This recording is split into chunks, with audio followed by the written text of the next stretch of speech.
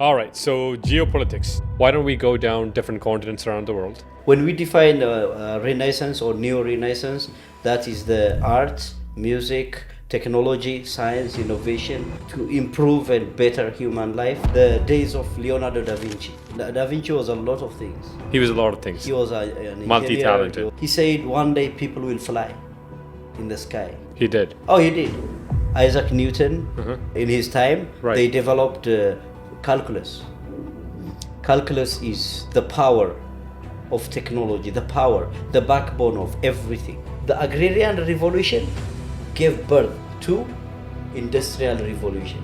Why? Because people needed refrigeration, people needed vehicle. So the steam engine propelled everything. The steam engine, the old trains, massive ships. The time frame we are talking about is 1400s. Yeah. Then you have Generation X, 1965 to 1980. Yeah. Then you have millennials, Yeah. millennial generation. I'm millennial. You're millennial. Yeah. And then you have Generation Z. You are Gen Z?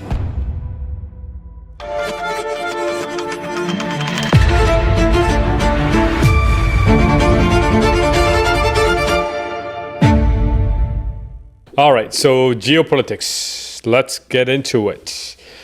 Cheers. Yeah.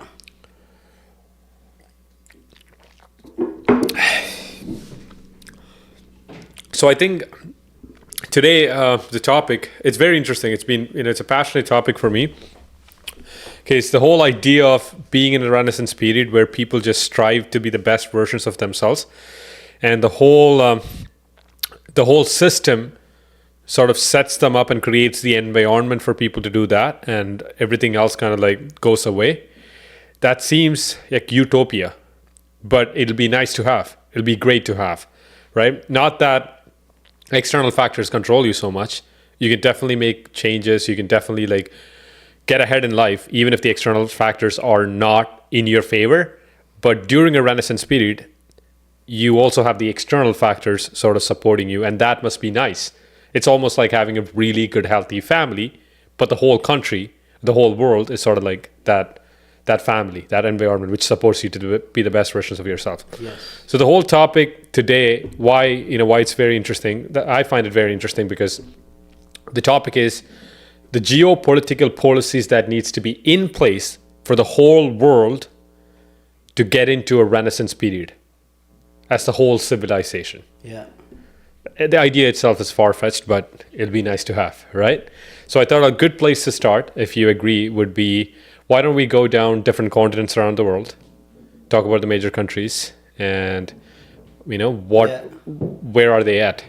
When I say major countries, the countries that have significant influence over the other countries, and how are they performing? Do you think that's a good place to start? Yeah, we can also start by defining what a Renaissance is. Sure. Or in our case, we are trying to see the new Renaissance in our time. So if we define Renaissance, that is the creation, innovation, or a newer version of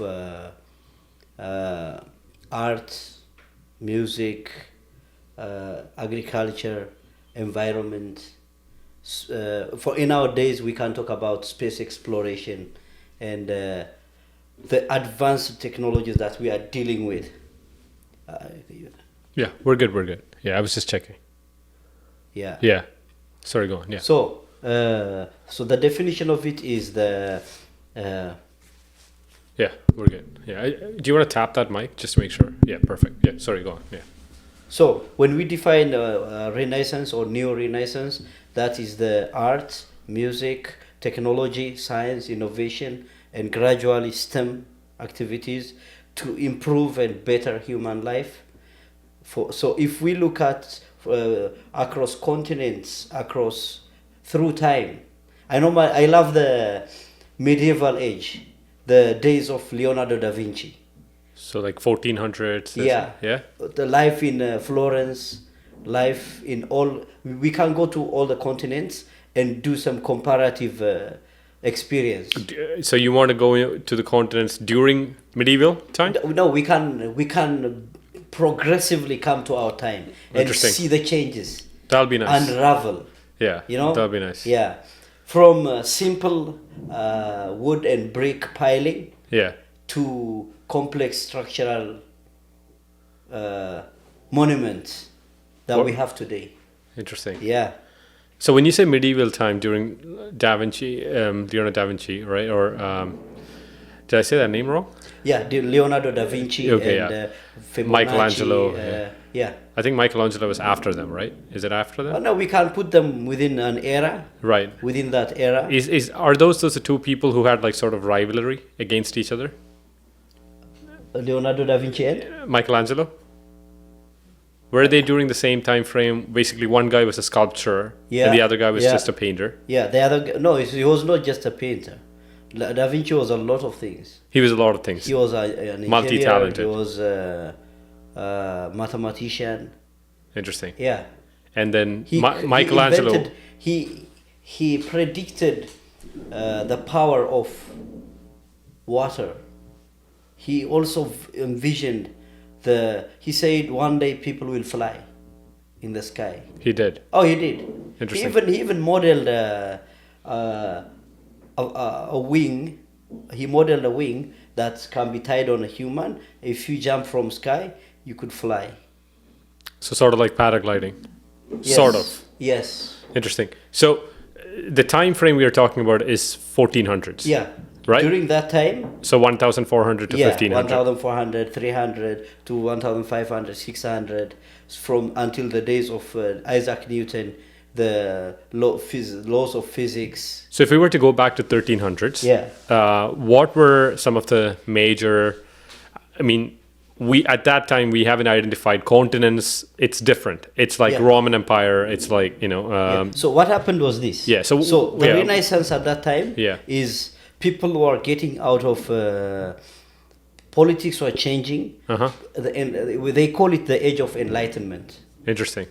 Why do they call it the? That is because people were understanding nature in a mathematical configuration, which they haven't done up until then. Before then it didn't happen. So they started discovering equations to represent various situations. For example, Isaac Newton, in his time, they developed calculus. Calculus is the power of technology, the backbone of everything.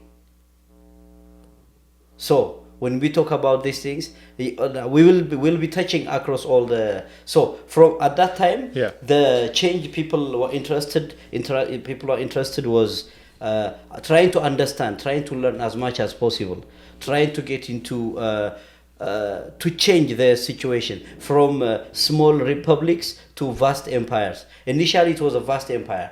When the Roman Empire collapsed, and many empires started collapsing, they started becoming small republics.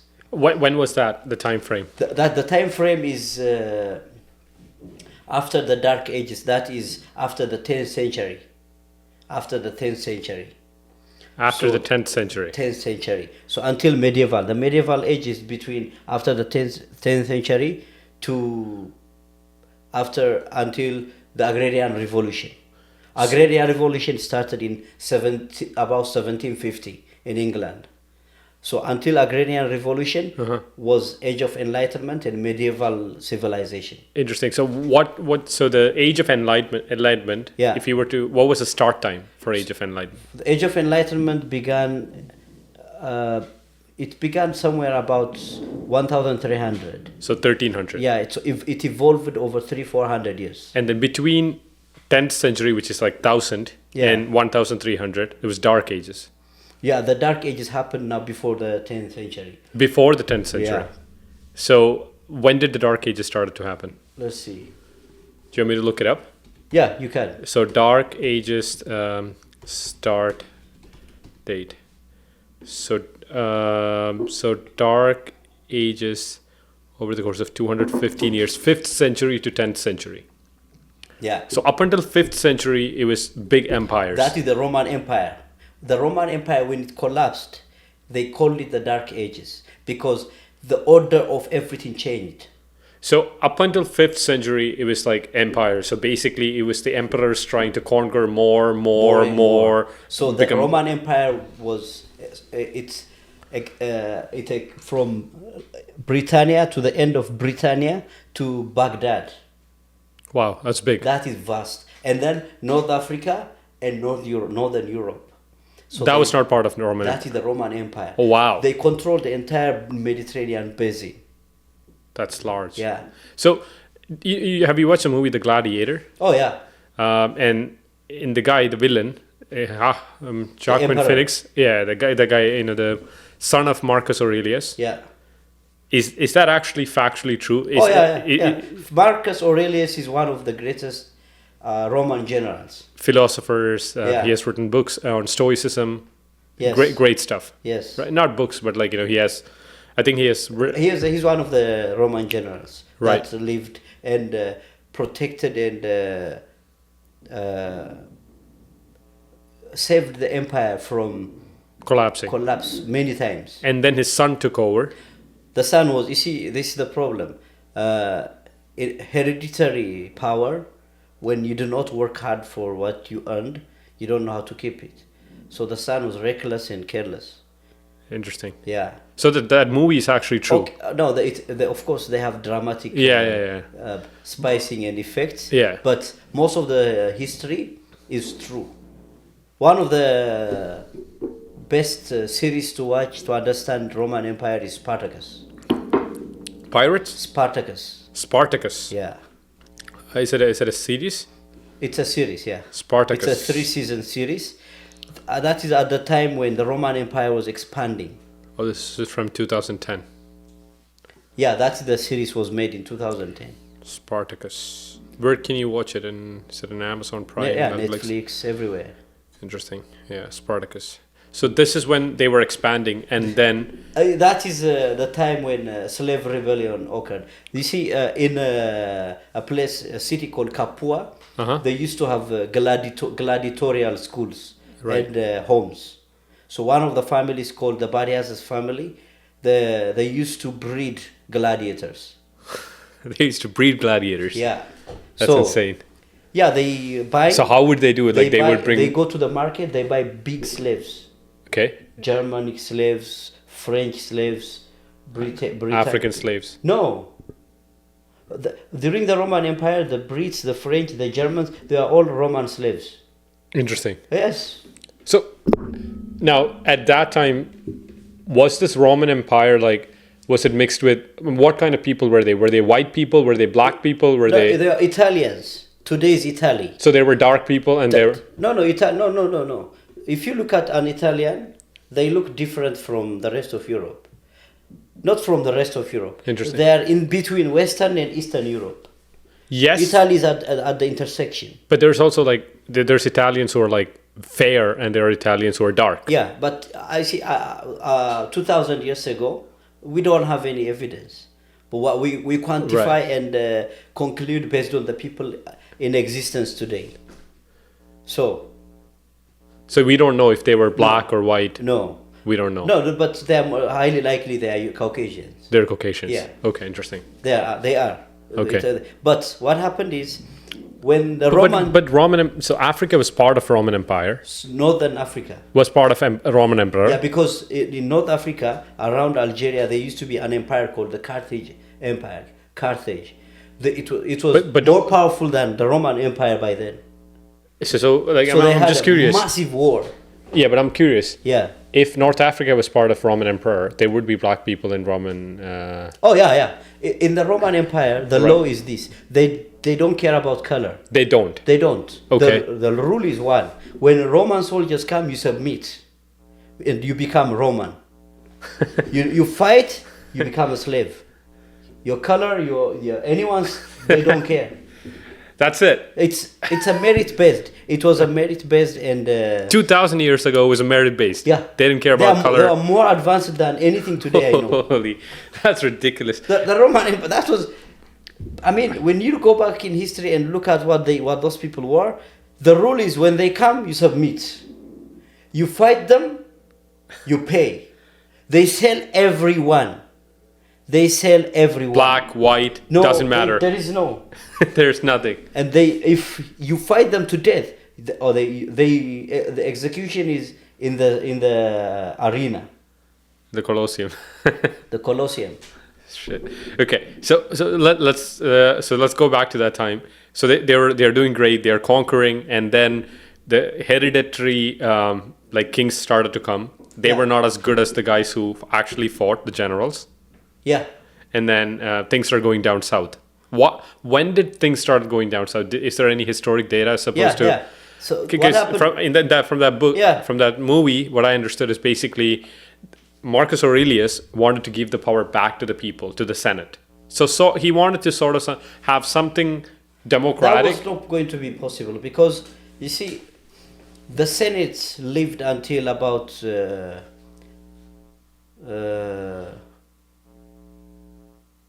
somewhere 70 BC, when you know the story of Julius Caesar. Caesar was one of the senators, and he went and succeeded in conquering vast lands. Especially, he conquered Gaul, and he conquered. Whenever they have a decisive war, Pompey or him would be called by the Senate to go and occupy. But he was too ambitious, so he could push and push and push and expand the empire. But the Senate felt that he's becoming more powerful than they want him.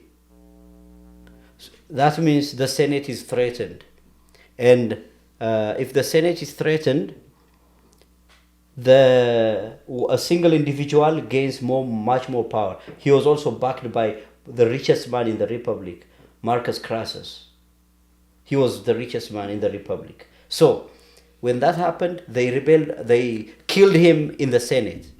His nephew, when Julius Caesar died, he gave all his inheritance to his nephew, Augustus Caesar.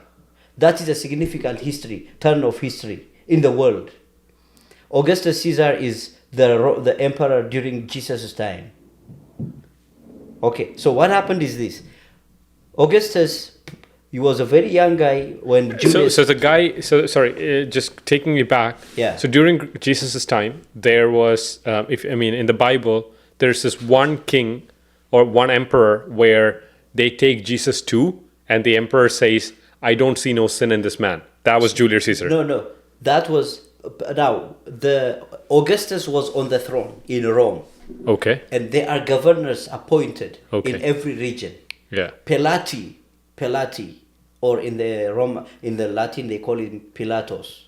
Pelati was the one appointed in Judea. Today is Israel, Judea. Yeah. He was appointed to rule on behalf of the empire because it was part of the Roman Empire. Sorry, Pilate is also called what? He was a governor. Okay, what's his other name? Pilatus. Pilatus, yes. Yeah. So when Judas Yes. snitched on him, Yes. He they was went to taken Pilatus. Pilatus, and he took him to Herod's. Herod's was the Jewish representative by then. When you submit to the Roman Empire, when you submit without war, they let you keep your tradition, they let you keep your order, they let you keep everything. You pay taxes, you live peacefully. You pay taxes, you live quietly. If you find them, they destroy your order, they destroy everything, they restart the whole place. so it's almost, from the sounds of it, it sounds very capitalistic. It is.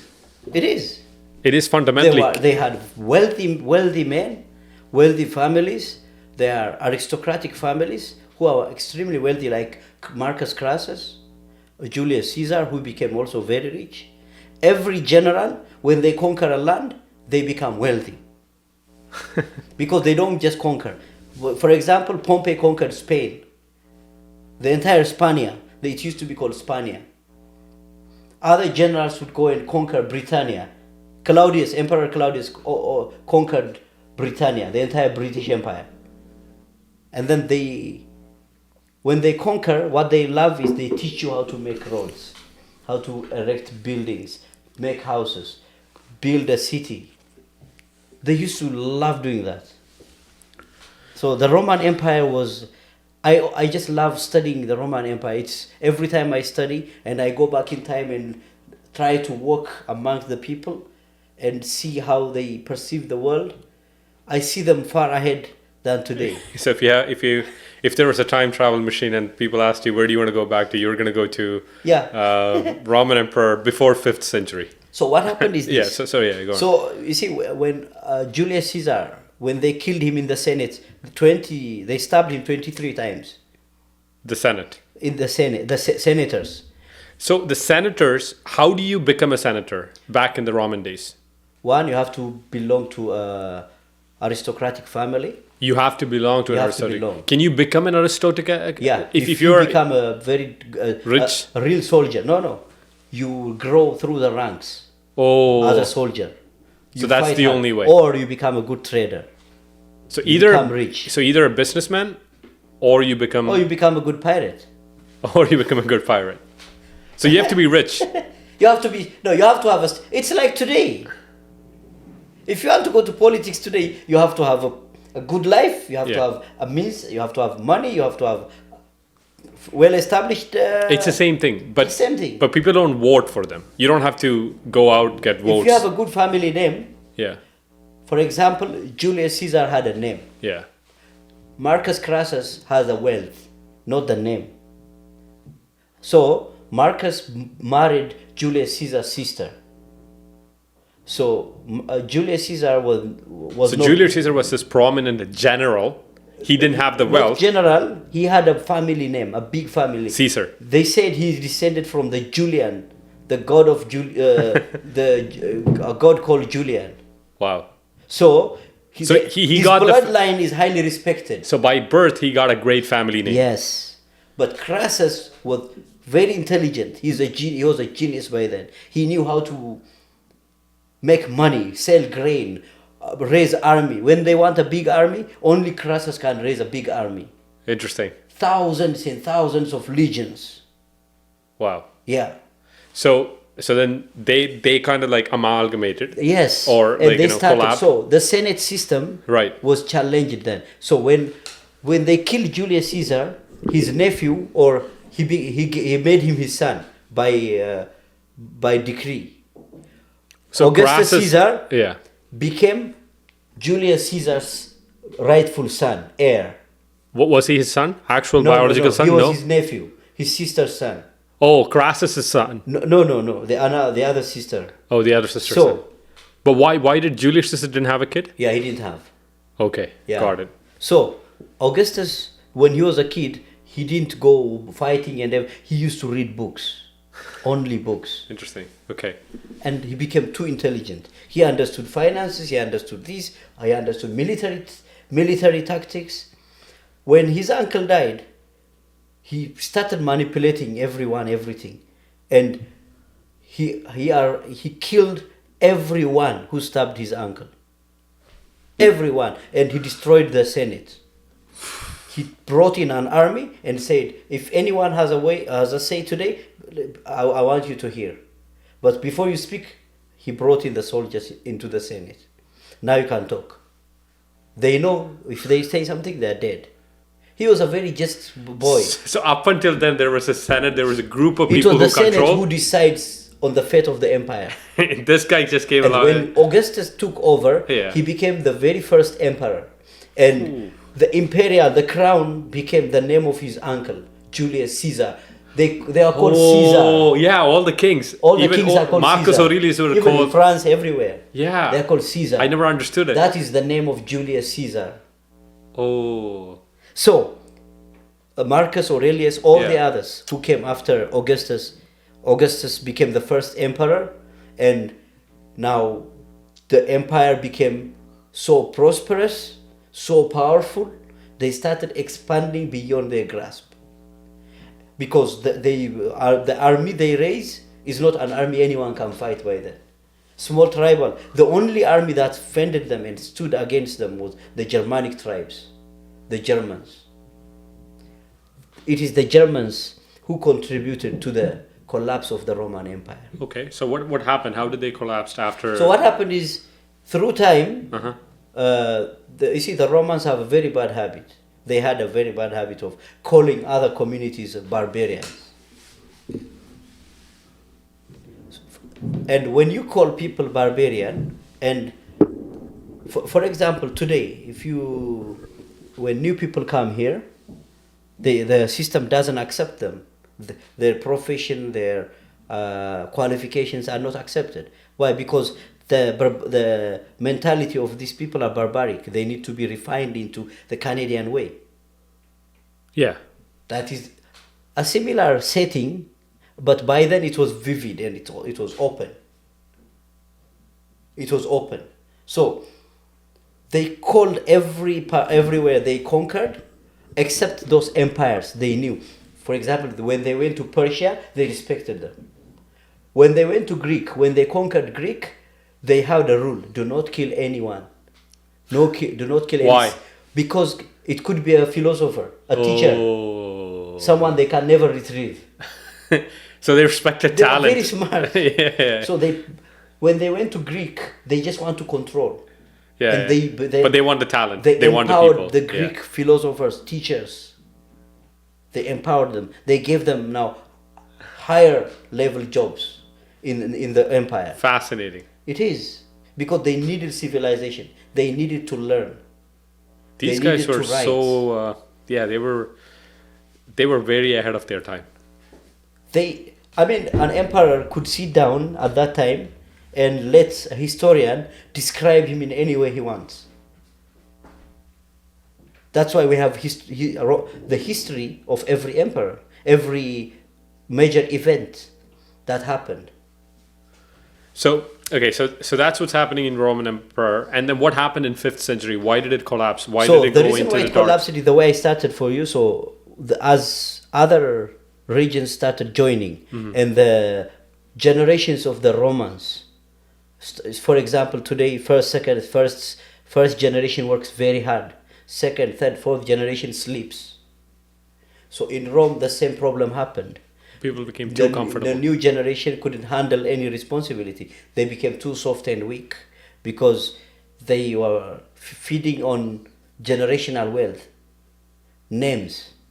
So they couldn't go out and fight so who started becoming a general? Now these other occupied territories, the citizens, they become Roman citizens, and they started becoming generals and legion leaders and captains and things like that. So they started taking over the empire. So the people who were conquered by Romans now started becoming generals. Yeah. But isn't that the way? Because they have to work very hard to climb the ranks. So if history repeats itself, I mean, I don't want to say it, but like all these Canada and America and all these countries might be taken over by the people who migrate here. Not necessarily. It's a merit-based environment. True, that's true. Yeah. So, it's a merit-based environment. And these are, for example, Canada is, by 2030,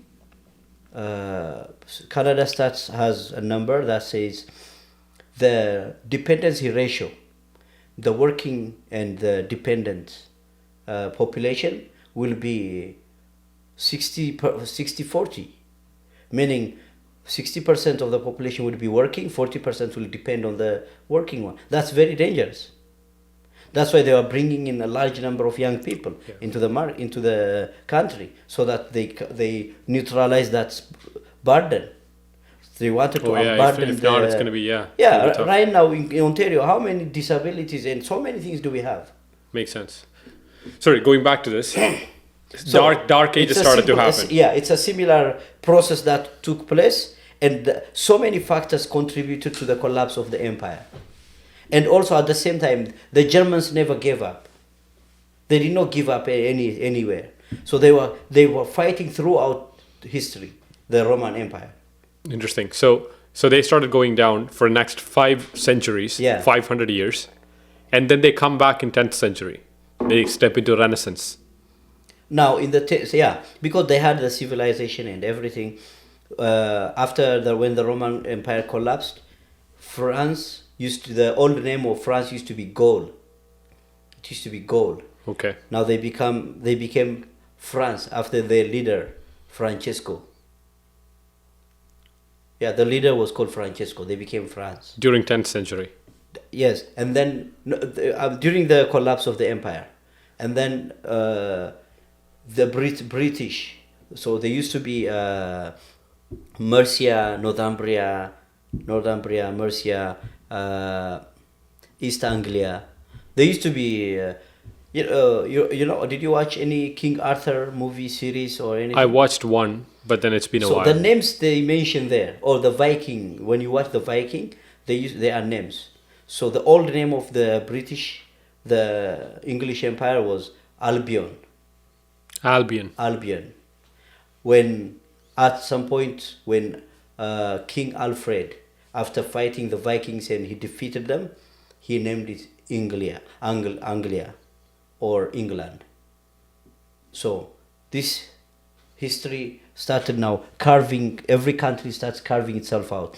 The Western Europe started now growing. This started happening between 5th century and 10th century. Yeah. And then, when does the Renaissance period start? Does it start around the 10th century, or Renaissance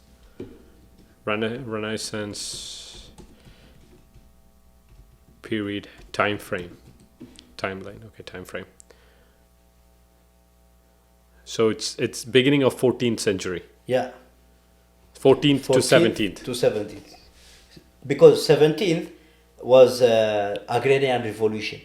So up until 10th century was Dark Ages. Dark Ages. And then between 10th century and 14th century, what do you call it?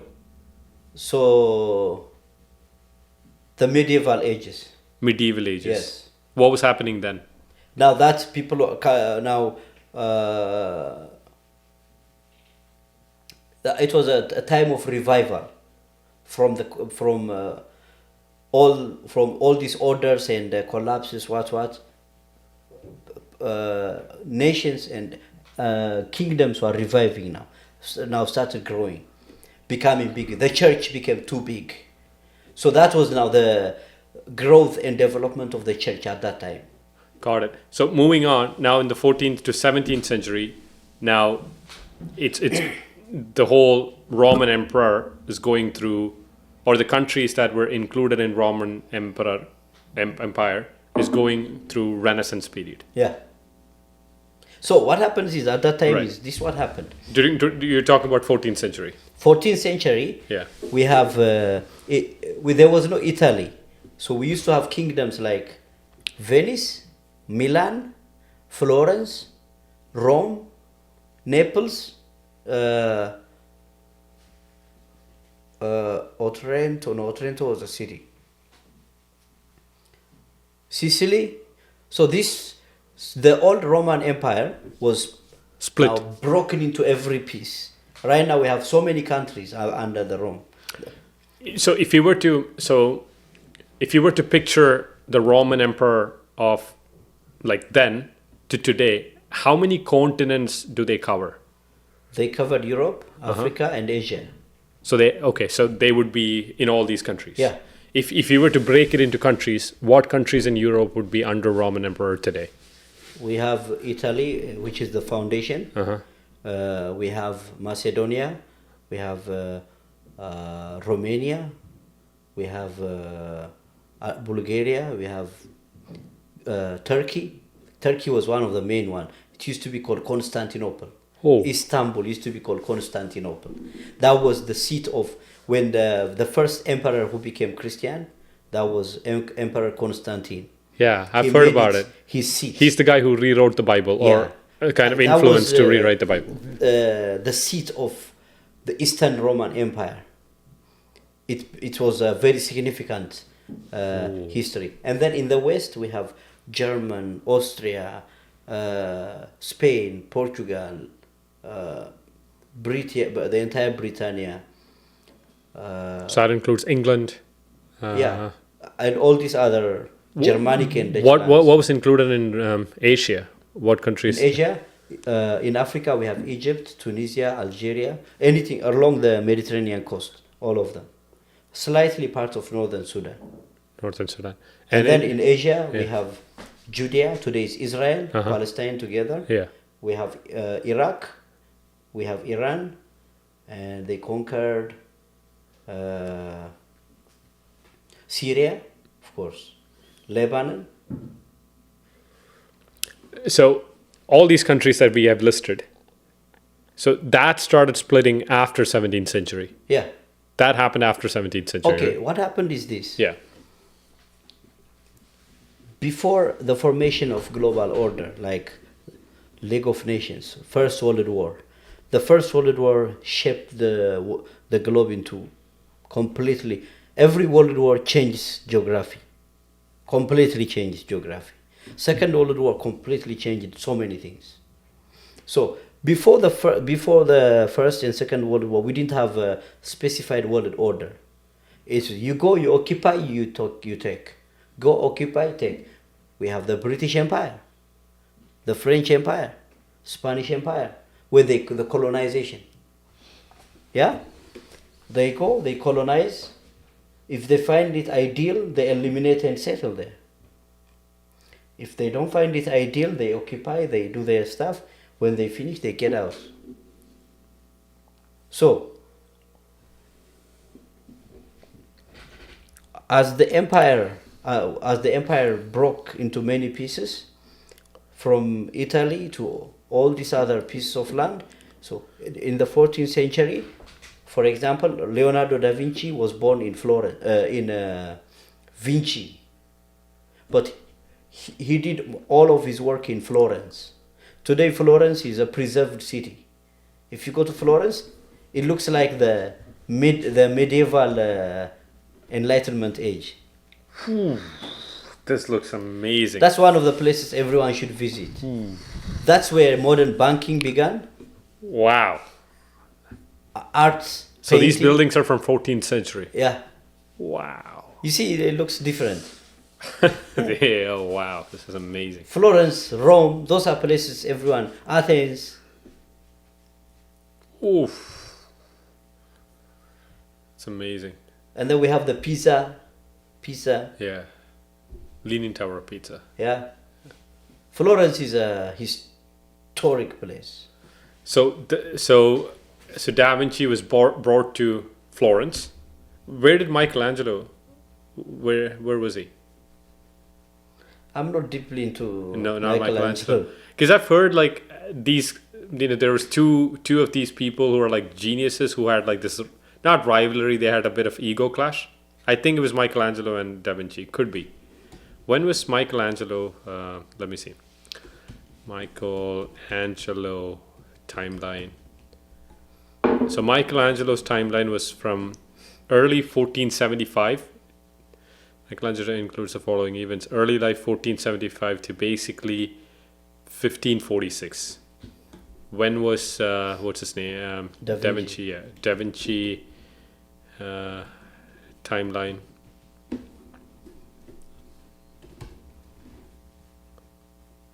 Yeah, 1452 to 1508. Yeah, so they had like a bit of over. Okay. Yeah, so he was from 1452 to 1505. He was 1475 to 1546. So they lived in the same time frame. Okay. Not the same time frame, but like they But I had don't like think overlapping. there was any rivalry to Da Vinci. No? No. He was a special case. Interesting. Okay. Yeah. So maybe I'm wrong. Yeah. So so these men were out there. There were so many geniuses. Isaac Newton was around this time. I think he was around 1600s, right? Isaac Newton. Isaac Newton. That he came. Newton timeline. Isaac Newton. Yeah, 1643. Yeah, 1600s. Yeah. Yeah. So that's the timeline where there's probably more people. So, but these three are like the biggest names out there. Oh yeah, and like also, Da Vinci, Michelangelo, Isaac Newton, Shakespeare. Newton had a rivalry with Godfrey. Was he another inventor? Yeah, mathematician. Interesting. So Shakespeare timeline was, when was Shakespeare's timeline? Yeah, same time, 1500s. Godfrey Do you know his full name? Godfrey Just related to Newton. Newton. Timeline. Yeah, again like 1600s. So yeah, so that's why. So there are those people who say Godfrey invented calculus. Right. There are those who say Newton invented calculus. Okay. So 1400 to 1700, you get this amazing people. Doing wow, most of this for example, the first book of, do you know when Newton discovered a lot of these things? In England there was a pandemic. When the pandemic came, everyone was told to go back to their rural homes because the cities are overcrowded and the disease was spreading very fast. So Newton went home and he had 2 years in his rural home. In those 2 years, he came back and people could never notice him anymore. He discovered so many things differently. In 2 years. Yeah, because he had already started the whole process of discovering. So in those 2 years in his rural home, he did some things that people don't understand. That was my inspiration when COVID hit very hard. I was reading about history of pandemics. I came across this. Man. So right after pandemic, that's where Newton started inventing a lot of stuff. Yeah, because he had 2 years in his rural home. So he developed most of his work. So he didn't go out. He was just sitting, because it was pandemic. Focused. That's crazy. It is. That is crazy. So he was isolated, just working on his craft. So that happened, and the world progressed. There were so many discoveries, so many inventions. Everything changed. There's appreciation for arts and all that stuff. And the things that people you assume traditionally was a low life job. For example, building, piping, things like that, became highly respected because they were handled with calculations. They reached a point where ordinary people can no longer understand simple machines, how they are made, using calculations and equations. So these people are regarded high level people. Elite. They became exceedingly elite class. Fascinating. Yeah. So they created their own class. Wow. So the change was immense. The new machines and systems and city structures, buildings, especially churches and seminaries, that became big universities today. Most of the major universities, old universities, they were seminaries, churches. So they are using them to train civil servants. And initially they had theology. The theology was given, and then they started developing courses for civil servants. If you become a mayor, you go to the seminary, you learn how to lead people, how to public administration, and philosophy, and comparative theology. And later, when Principia was published, mathematics and physics, everything started now getting into these seminaries. So knowledge started expanding. And finally, we have universities, school systems, and quietly, we had the agrarian revolution. Yeah, so then the 17th century comes along and Renaissance is kind of like coming down. Why did it come down? Because it's such a wonderful time, but then why did it stop? So it did not stop. It grew bigger.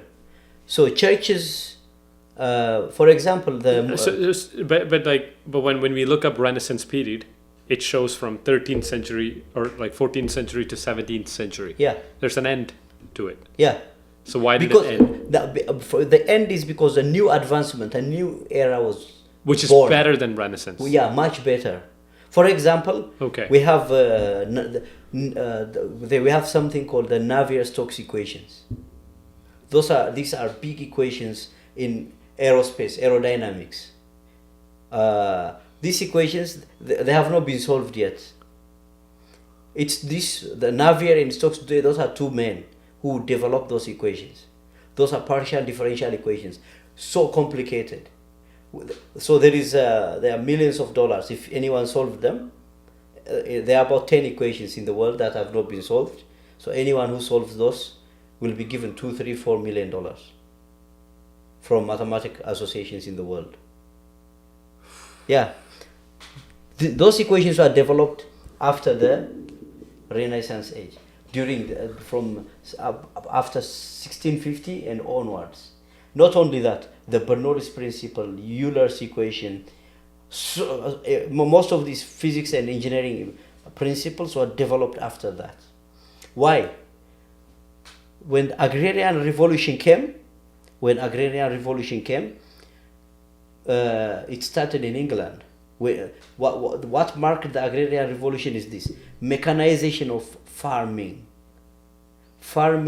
using modern techniques, machines. From simple, instead of throwing your seed, they use seed drills. So they sow in line. Irrigation systems, everything went crazy. So food became abundant. When food becomes abundant, what happens? A portion of the people could sit down and think. Mm-hmm. You don't go out hunting for food every day. Now you have excess surplus. Now you can sit down and think. That's... Yeah. It's crazy. Yeah. So I'm going to you see, we are talking about the geopolitical changes and shifting with the renaissances. Now I will connect it to how colonization was conceived. You see, now these people now are having abundant food. Right. And if you have abundant food, what do you need? You need storage. What different types of storages? You need granary, and you also need freezing systems. So the agrarian revolution gave birth to industrial revolution. Why? Because people needed refrigeration, people needed vehicle, people needed the steam engine. Wow, that's... Okay, so Renaissance period sort of like becomes this catalyst where people start doing some basic stuff, some foundational things. From that stems agrarian revolution, which stems agriculture, right? Yeah. Where people now have no worries about the food, but now you have the food, but how do you sustain it throughout the year? Yes. Now we need transportation. Now you need like storage. You need like preservation. Wow. That's one. Oh wow, that's amazing. So when that's achieved, that gave birth to industrial revolution. So when industrial and that happened in 1900s, late 1800s, 1900s. So the steam engine propelled everything. The steam engine, the old trains, massive ships. They started building massive ships, and gradually. So in a way, if you look at it, even in 1700s, the world is like an open, free market. It is.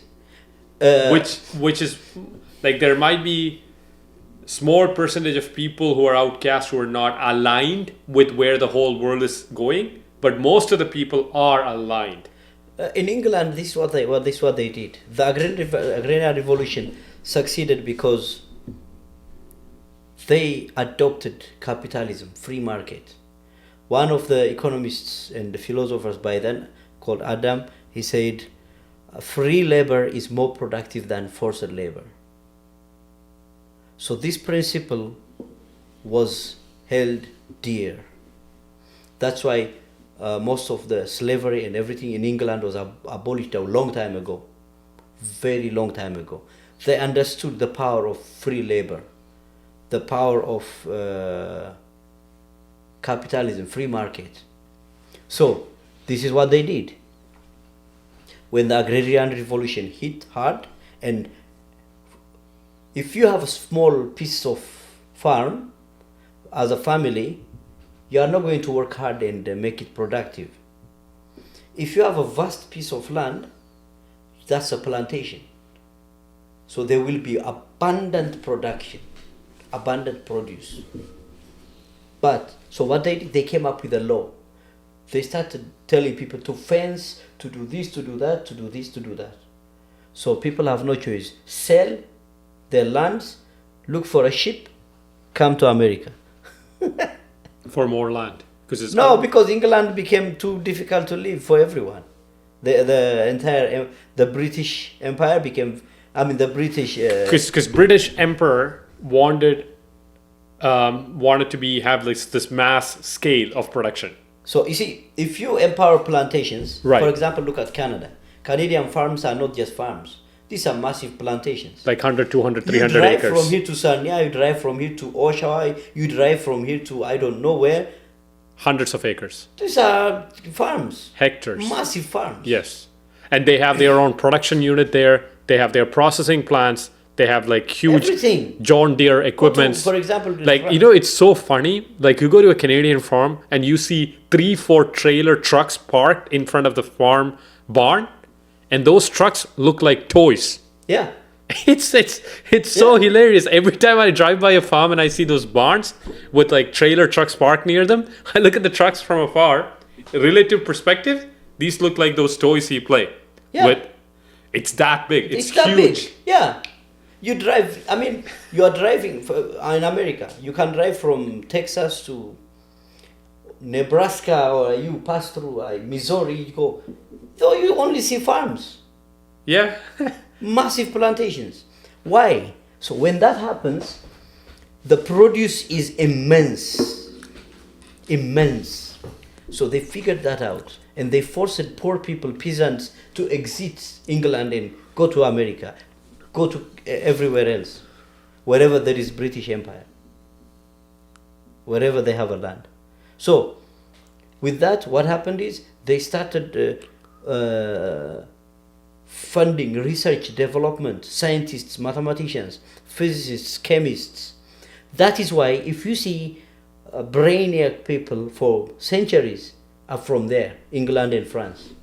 Mainly. Brainiac, sorry. I mean, Newton and after him. Yeah. I mean, up to physicists, chemists. Yeah, these people didn't have to go out and hunt. They can just sit back and... Because they are funded heavily.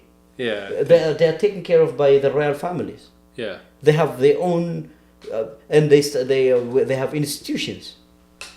Right. Sorry, go on. Yeah. They have institutions. Yeah. Due to that, so these people manage to think and also they had a chance to leave a legacy. Today, I look at the Navier-Stokes equations, and I wonder, how could they think something like this at the time? This is 200 years ago. And those equations, people don't understand them today. Interesting. And then something. So right after that, it's after agrarian, it's the Industrial Revolution. So that's when Albert Einstein, people like that, 1800s.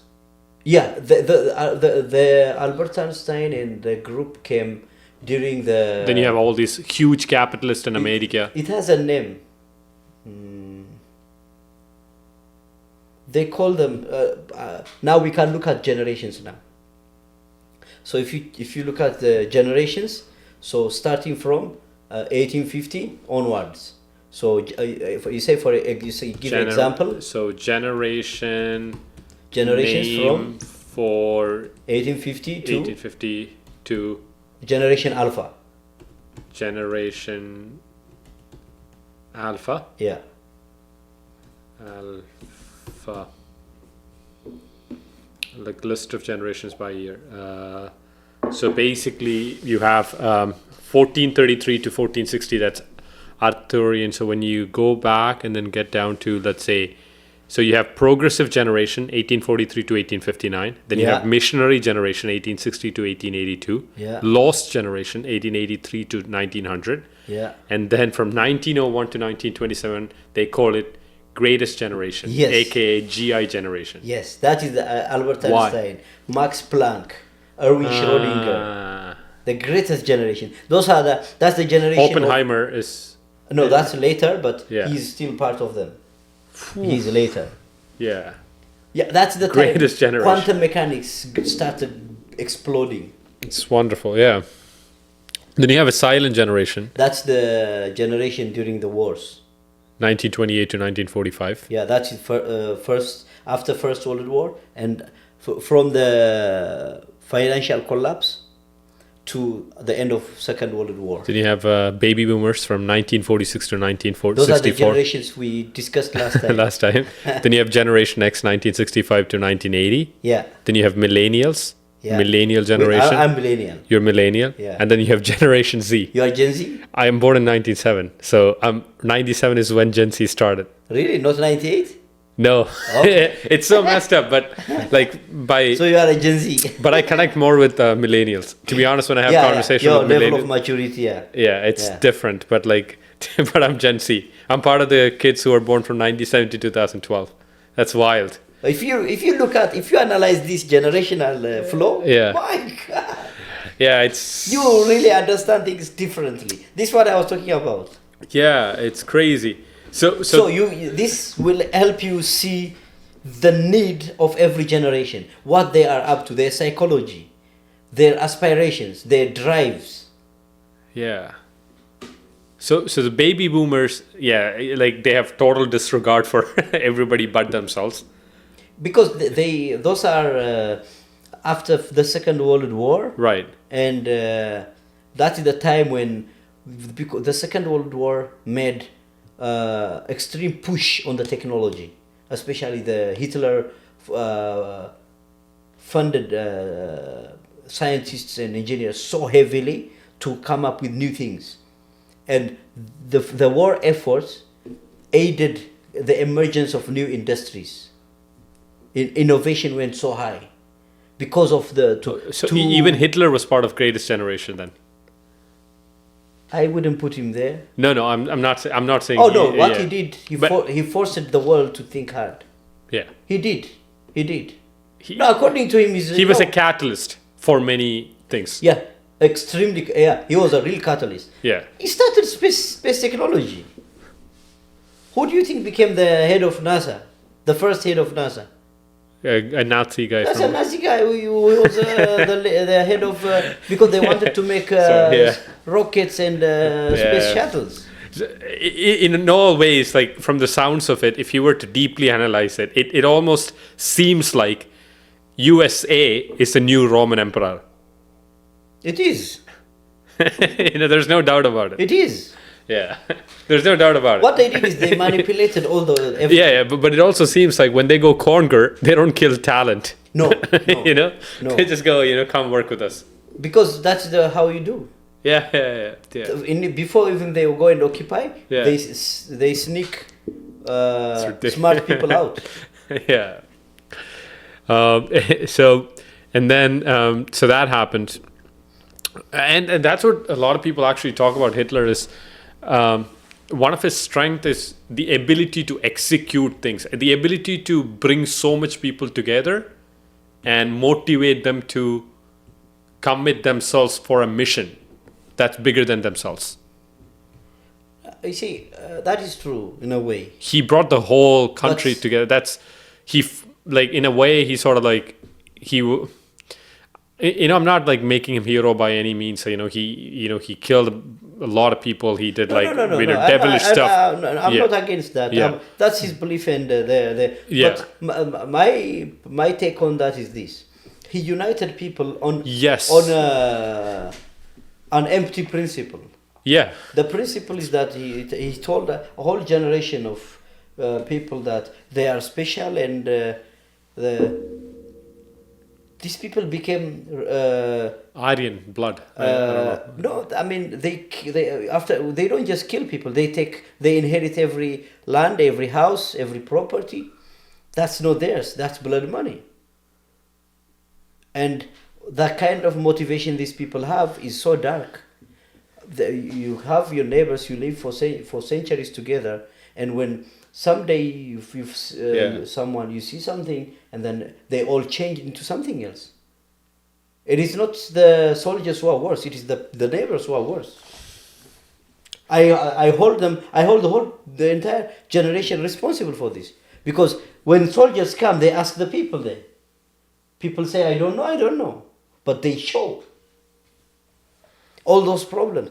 So the motivating factor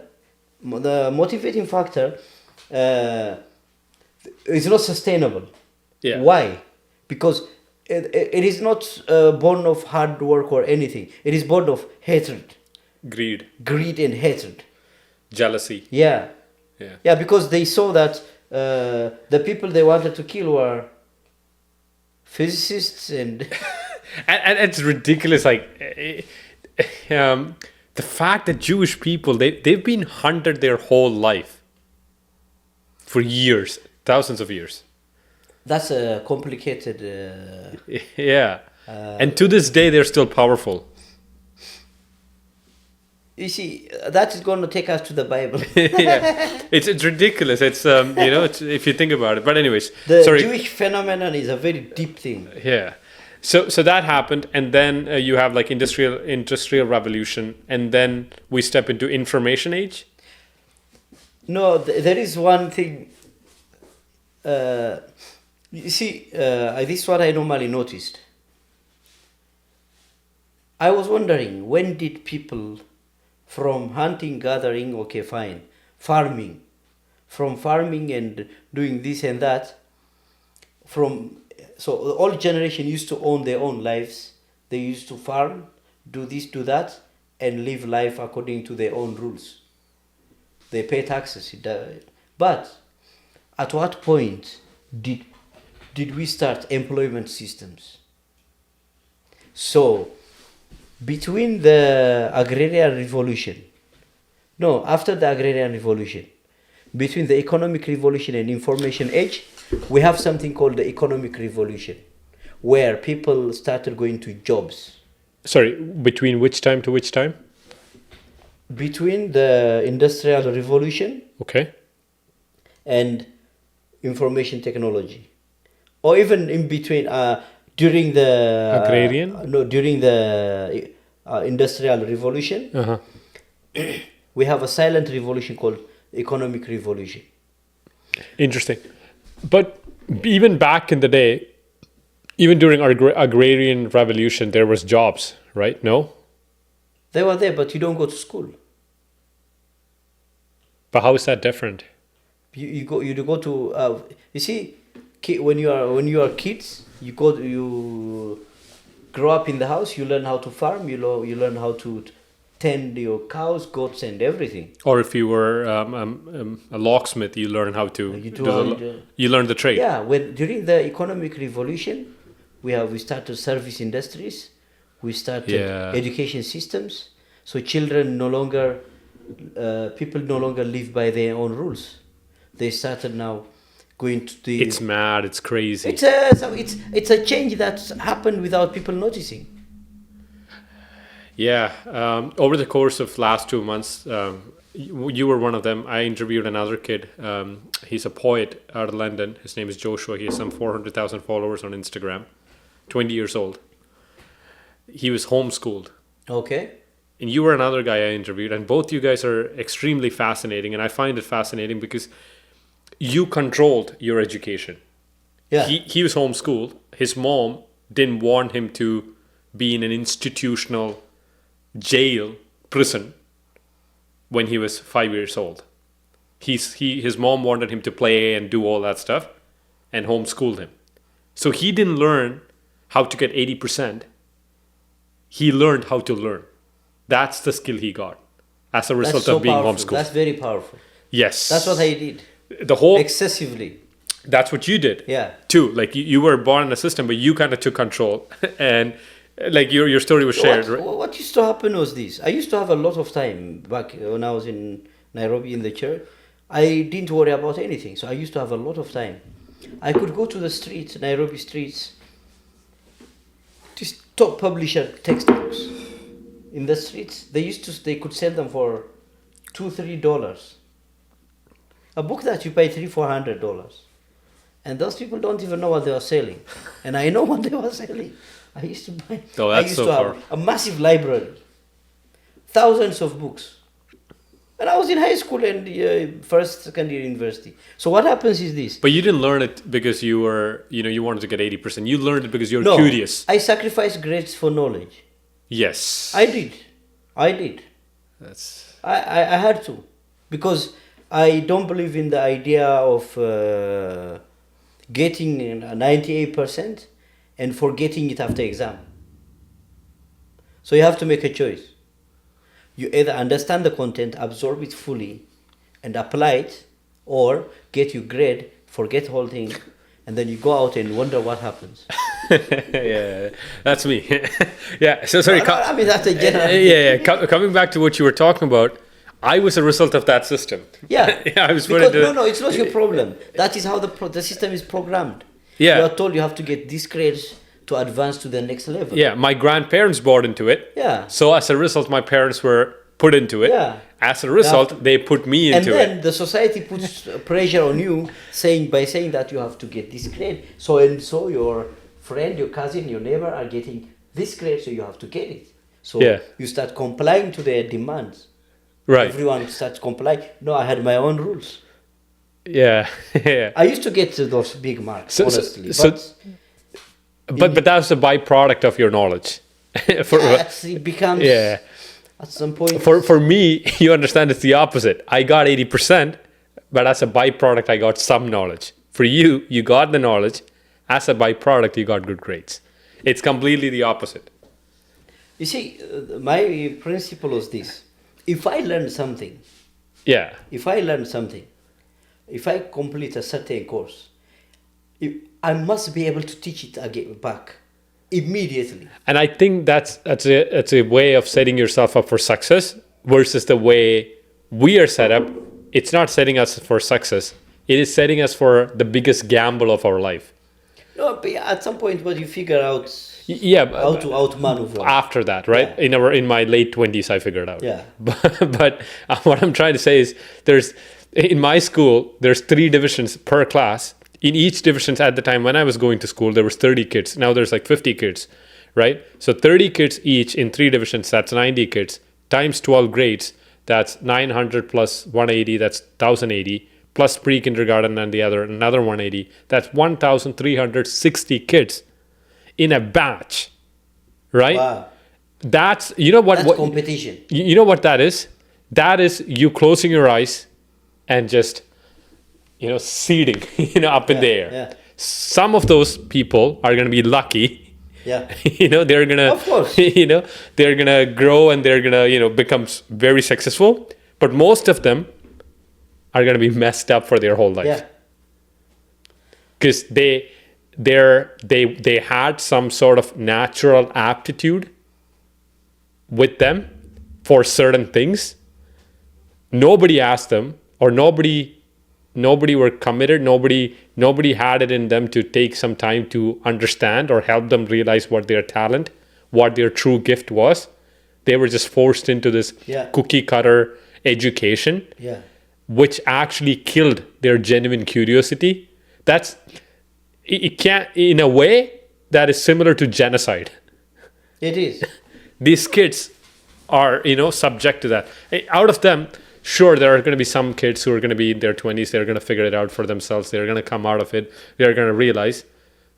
But there are going to be a significant amount of kids who are not going to figure out. It will take a special mindset and opportunities and circumstances too, right? Yeah.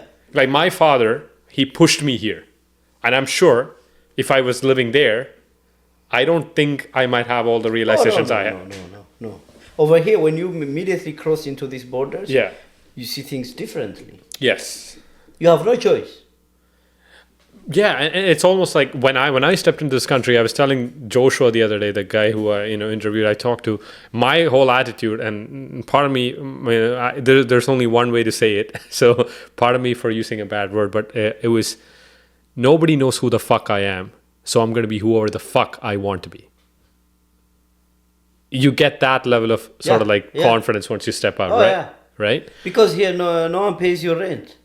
No one pays your rent.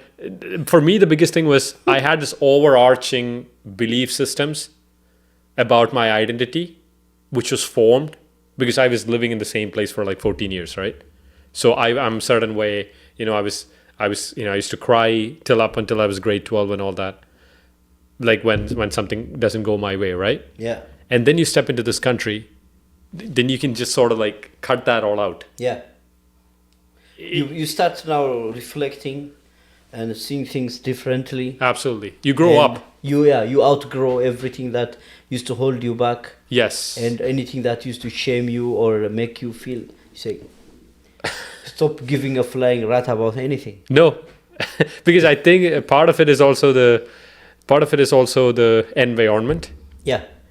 Because when you see the same people over and over, that just reminds you of who you are. Yeah. But then when you stop seeing that same people, same places, same environment, now you're not tied yourself into any of those beliefs anymore. As a matter of fact, I love moving my residence every 2 years. Oh yeah, that's nice. It just gives me such a fresh, like every time I move, I just feel like it's perspective. Yeah, it just gives me a fresh perspective. But anyways, coming back to what we were talking about. Yeah. So you said what happened during industrial age, which was sort of like a silent. There was a silent revolution called the economic revolution, which not a lot of people like actively saw. No. Which people didn't see it, but it changed everything. So can you tell me a little bit more about economic revolutions in your perspective?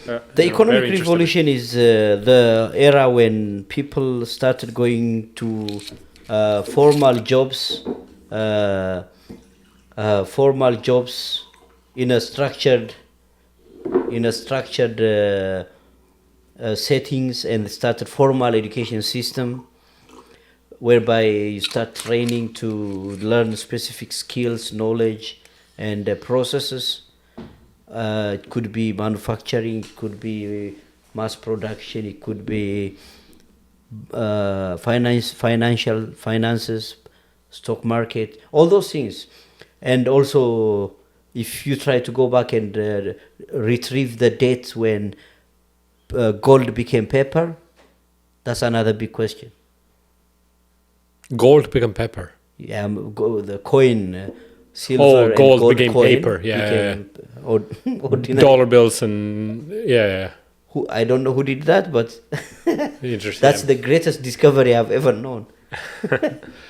You put all your hard work and value into a system, and they give you a receipt called money. That's a receipt. Initially, they used to call it an IOU. So you go. So instead of bullies come to your house and take you gold and silver coin, you go and store it in a bigger bully called the bank. So if you store it in the bank will take some interest, protect your money. If you want to invest, the bank will help you do that. So when you store your 100 or 200 gold coins, the bank will give you what? A tender, a paper that says, we owe you 100 gold coins or 1,000 gold coins, that receipt. And they found out that that paper can be money. What the hell? So instead of giving all these receipts and I owe you papers, why don't we print them in large, keep them, and people bring their gold and we give them the paper. That's how I think these people did it. So the silent revolution is economic. So it did a bunch of stuff. That's wild. Okay, sorry, go on. Yeah. Yeah, because I always wondered what happened in between. It makes me scratch my head. That just actually took the control out of the whole idea of wealth itself. Changed dramatically. Yeah, because now you can't store 1 million gold coins. But it's 100% reliant on two factors. One is the government, the other is the bank. Yeah. The bank. Oh man, that's wild. And the government of the country. Of course, the government is the government will supply soldiers. Oh wow! Before that, if you had like 200 gold coin, you had 200 gold. You have to have a vault. Yeah. and bodyguards or legions. But you pay for it, that's your 200 gold. Yes. Nobody can take that away from you. No. But then now, Now, you work. you have $200 million If you don't have bank sitting in account, Scotia Bank. If you don't have bank account, can you work? You can't work because they can't give you cash. Legally, they can't give you cash. They can give you a check. They give you check. But you need... You need a bank. Oh, wow. That's... It's your money. You have to deposit it in a bank. It's your money. Wow. So control is gone. I mean, like... That's it. So people learn the arts of converting sweat and blood value into paper. So that is a revolution people didn't see. The other one is education system. So if you want, when you go to school, what is the sole purpose of school? Prepare you for career. What career? It could be banking, it could be manufacturing, it could be millwright, it could be anything. Engineering. Yeah. Anything. But you have to get a job. There is something I always wanted to clear up. People say Bill Gates, Mark Zuckerberg, they dropped out of... No, they did not drop out of school. What does it take to join Harvard from high school? It takes blood, life and blood. It takes all connections and money to join Harvard. And if you go to Harvard for 2 years, what do you want from the world? What do you want? That's the end. 2 years in Harvard, that is the end. These people completed their education completely. 2 years in Harvard, that's dead. I wonder where people say, no, these people dropped out of... No, they did not drop out of... They learned, where I understood what they got, what they want, they left. Done. They did not drop out. So that's the economic revolution we're talking about. Is to... So sorry, repeat that. You're saying they didn't drop out. They went in they did 2 years. There is this saying and myth that people always air around, saying that Bill Gates and Mark Zuckerberg, they dropped out of school and they made it big. No, they did not drop out of school. First of all, to join Harvard University, you need a crazy credentials in high school, and you must have gone to a prestigious high school, and you must have a prestigious family and network to get into Harvard. You still need that. Not in their time only, even now. 2, if you go to university and you study for 2 years, what else do you want in this world? In 2 years, you learn everything. Engineering is only 2 years. The other 2 years are application. The first 2 years, you learn all the theories and principles. Done. The other 2 years are application. Application to real life. Thermodynamics, you learn application. Fluid mechanics, you learn application. Calculus, you learn now application, applied calculus. Statistics, probability, you learn numerical methods, you learn all the engineering courses. Finance, economics, all of them are applications. After first year and second year, you learn all theories and principles. Done. Fascinating. These people never dropped out of school. They just went in, got what they want, and they just got the left. fuck out. Done. That's it. That is it. If someone goes to finish his high school, goes to college or university for 1 year, 2 years, even finishing high school, that's a deal done. Yeah. That is the result of the economic revolution. And then it stemmed into information age. So the information age now, when computing number systems began. And the fascinating thing there is now the paper became just numbers. Yeah. The number system. IDs. No. The money, the paper became just That's numbers. a beautiful thing. That formula, I still... no one understands that thing.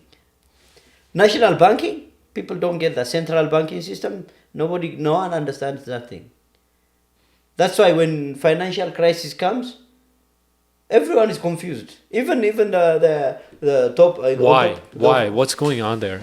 Because the process is somehow unique. It's very intricate. It's not simple. There's a lot of people who are millions of people, and a lot of people try to explain it, but there's no way to explain it. It's ridiculous. It's yeah. If you want to be that guy who's want to get ahead of the system, I think the only way is just cracking up some code and like making a ton of numbers in the bank. But for example, look at the crypto and the crypto system. It's a series of coding and digital mining. What is that? What do they mine? I have no idea. I mean, it's very well accepted these days. I've heard it's solved. There's places in Africa where you can use that as a medium of exchange. Yeah. Even here, it's like we have Bitcoin ATMs here. Yeah, so that's there. I think the people are deciding, okay, if we are relying on IOUs from government, why don't we rely on IOUs from this setup? Like, I don't understand it, but the biggest punch to the Bitcoin, or like the biggest downside people talk about it is, if you look at investing in anything else, there's value providing. As in, if you're investing in Apple sells phones. Yeah. Right? And there is value in it. There's value in it. But when it comes to Bitcoin, there's no real value to it other than a bunch of people are willing to pay you more than what you paid for it. But then the question comes, but money is just like that. Yeah. Money in and itself doesn't have value. No, it is the service, the product. So with that definition, if Bitcoin is just a form of money, then it does, like, it doesn't have to have value in and itself. It doesn't have to have intrinsic value. Yeah. And do you know what I mean? I get you, yes. So like Warren Buffett and all these big people, what they suggest is Bitcoin, none of these cryptocurrencies have value. They don't provide value. But money is just like that. Yeah. It doesn't provide any value. No. For example, someone who has $200 billion, can they eat 10 breads at a time? 5 chicken? They can only eat a chicken. Right. What does that tell us? These people, they have a scope of life. They can only use a leaf at a time. True. So where is all that money? That I don't know, but here's the deal. In this generation, I mean, today's world, when you live today, there's no king giving, like, you're a genius. Let's say you're a genius. There's no king giving you money. No. Right? If you want to become an Albert Einstein or something like that, A, you need access to a lot of resources, Yeah. which needs money. Yeah. B, you should be free from a lot of responsibilities, Yeah. which needs money. Yeah. So you have to have money. Yeah. That's the only way. You have to have something established, and you have to have research. Then from there you can fund everything. So back to the topic, medieval, the Renaissance processes. So we discussed a lot of details. So going back, one of the questions I have is, when we discussed, we're just strictly talking about, so what we have discussed so far is, we have discussed Roman Emperor through the last 2,000 years. Yes. So that was just Roman Empire. Yeah, the Roman Empire throughout history. But what about the other part of the world? So let's talk about, there were tribes here, the First Nation, people call them like Indians, First Nation, the people who used to live here. But I don't think they were having an advanced civilization or anything. They were just living in their small tribes, surviving pretty much, right? Yeah. Roman Empire was a civilization, advanced civilization. Yeah.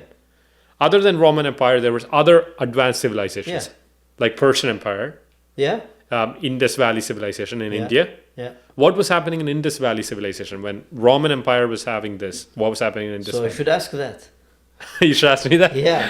I didn't learn. I haven't learned much of history. Okay. Yeah. I also didn't do much research into that. Yeah. But parallel, for example, we have the Ethiopian Empire. Okay. Where I come from. So Ethiopian Empire was there. It was there Oh, the whole time. Oh, we traded with everyone. For the 2,000 years. It was too powerful to be conquered. And we had... So Ethiopian Empire was around for the last 2,000 years. Oh, no. About according to our history, it's over 4,000 years. All right. Okay. So okay. Let's talk. Yeah. I think the same thing with Indus Valley. Indus Valley's been around for 4,000, 5,000 Yeah. years. It's one of the oldest. We right? we have writings and scripts and books and historical sites. So sorry. So go on. So what happened in Ethiopian Empire for the last 2,000 For years? example, During Christ. during Christ, Yeah. we have the Ethiopian eunuch, the Ethiopian treasurer who went to Jerusalem during Jesus' time. And he met, that's now in the Bible, he met Philip the apostle. That's in the book of Acts chapter 8. So history and the Bible connected now. Now, we also have the Ethiopian queen who visited King Solomon 3,000 years ago. The queen. So our lives in Ethiopia was mainly farming. Our people are farmers, subsistence farmers, and law-abiding people, deeply religious, the God-fearing people. Who were you? Who was your god 2,000 years ago? The same. We have the same belief as the Judaism. Interesting.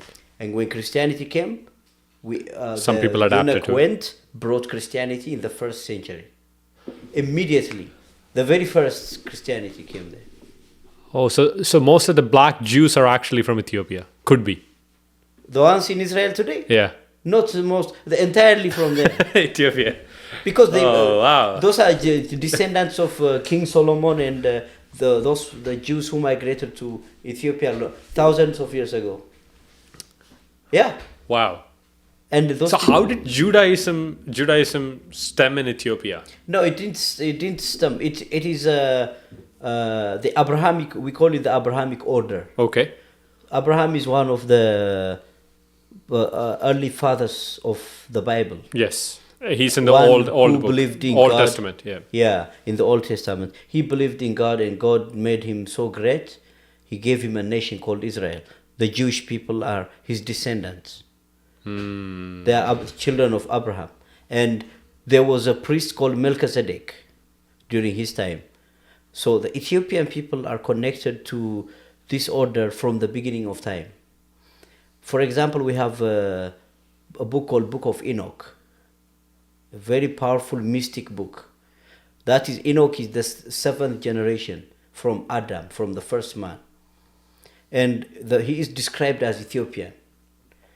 Enoch was a righteous man who made his way through God, and he saw things in the heavens no one ever saw. And he wrote them. If you read the book of Enoch, you see the world completely different from there. I mean, it will change the way you think 100%. You spin Fascinating. around. What are some of the things that, I'm fascinated, I mean, Some of the things Yeah. he talked about giants, Nephilims, the crossbreed of angels, fallen angels and humans, people and spirits crossbreeding. Yeah, and he talks about how how fallen angels, demons, teach people how to prepare battlefield, how to make weapons, how to do sorcery, how to know things that they shouldn't. It's a very powerful book. It shows, and it talks about the latitude and the longitude, how time is divided, how seasons are divided. It's a book that was written 5,000 years ago. No one understands how, what, but we have it. No one can say this, that. No, we have that. Most of the books, our Bible has 81 books. 81 books.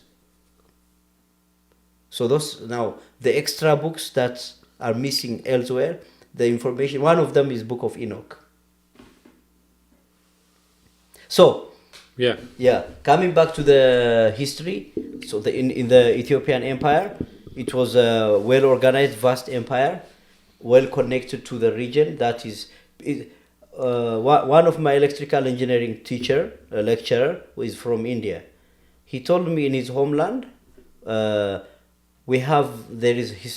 are historic sites with Ethiopian books, scripts, and burial sites for kings and royal people. From Ethiopia and India. Yeah, That's crazy. because the empire used to be, Yemen used to be part of the Ethiopian empire. It used to be vast.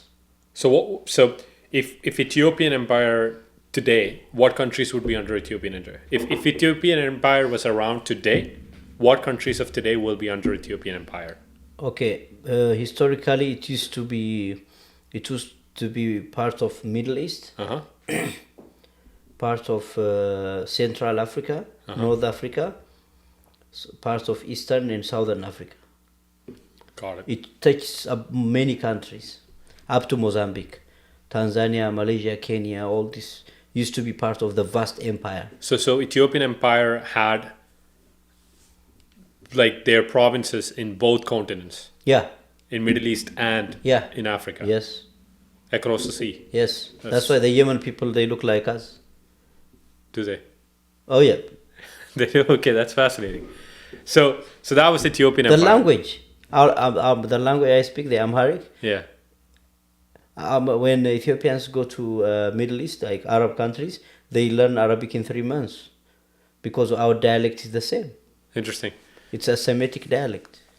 So the early 2000s, you guys were just farmers. Yeah. So what happened between? So for the first 10 centuries, you're just farmers. Farming and all those, until the, you see, we have until during the Renaissance age. Yes. The age of enlightenment, we had invasion from the Ottoman Empire. That brought down. So the dark ages in Europe are the medieval ages. We call them the golden age in Ethiopia, So those were good times for you. because that is the time when churches expanded so big, literature grew so huge, chanting, singing, and people started learning, reading, and writing, because we have the alphabets, and the literature grew so big. It grew so big, and it started reaching everyone. So children could go to traditional church school and learn, do their daily chores, and things like that. So philosophy, science, technology, everything was running parallel to the rest of the world. But when the Ottomans, the Ottomans and the neighboring tribes banded together, we had a bloody war. And that war brought down so many things. And the empire was split into kingdoms, like the Roman Empire. Kingdoms, small kingdoms. And that led to a lot of chaos, and the rippling effects are felt until today. It's a very deep thing.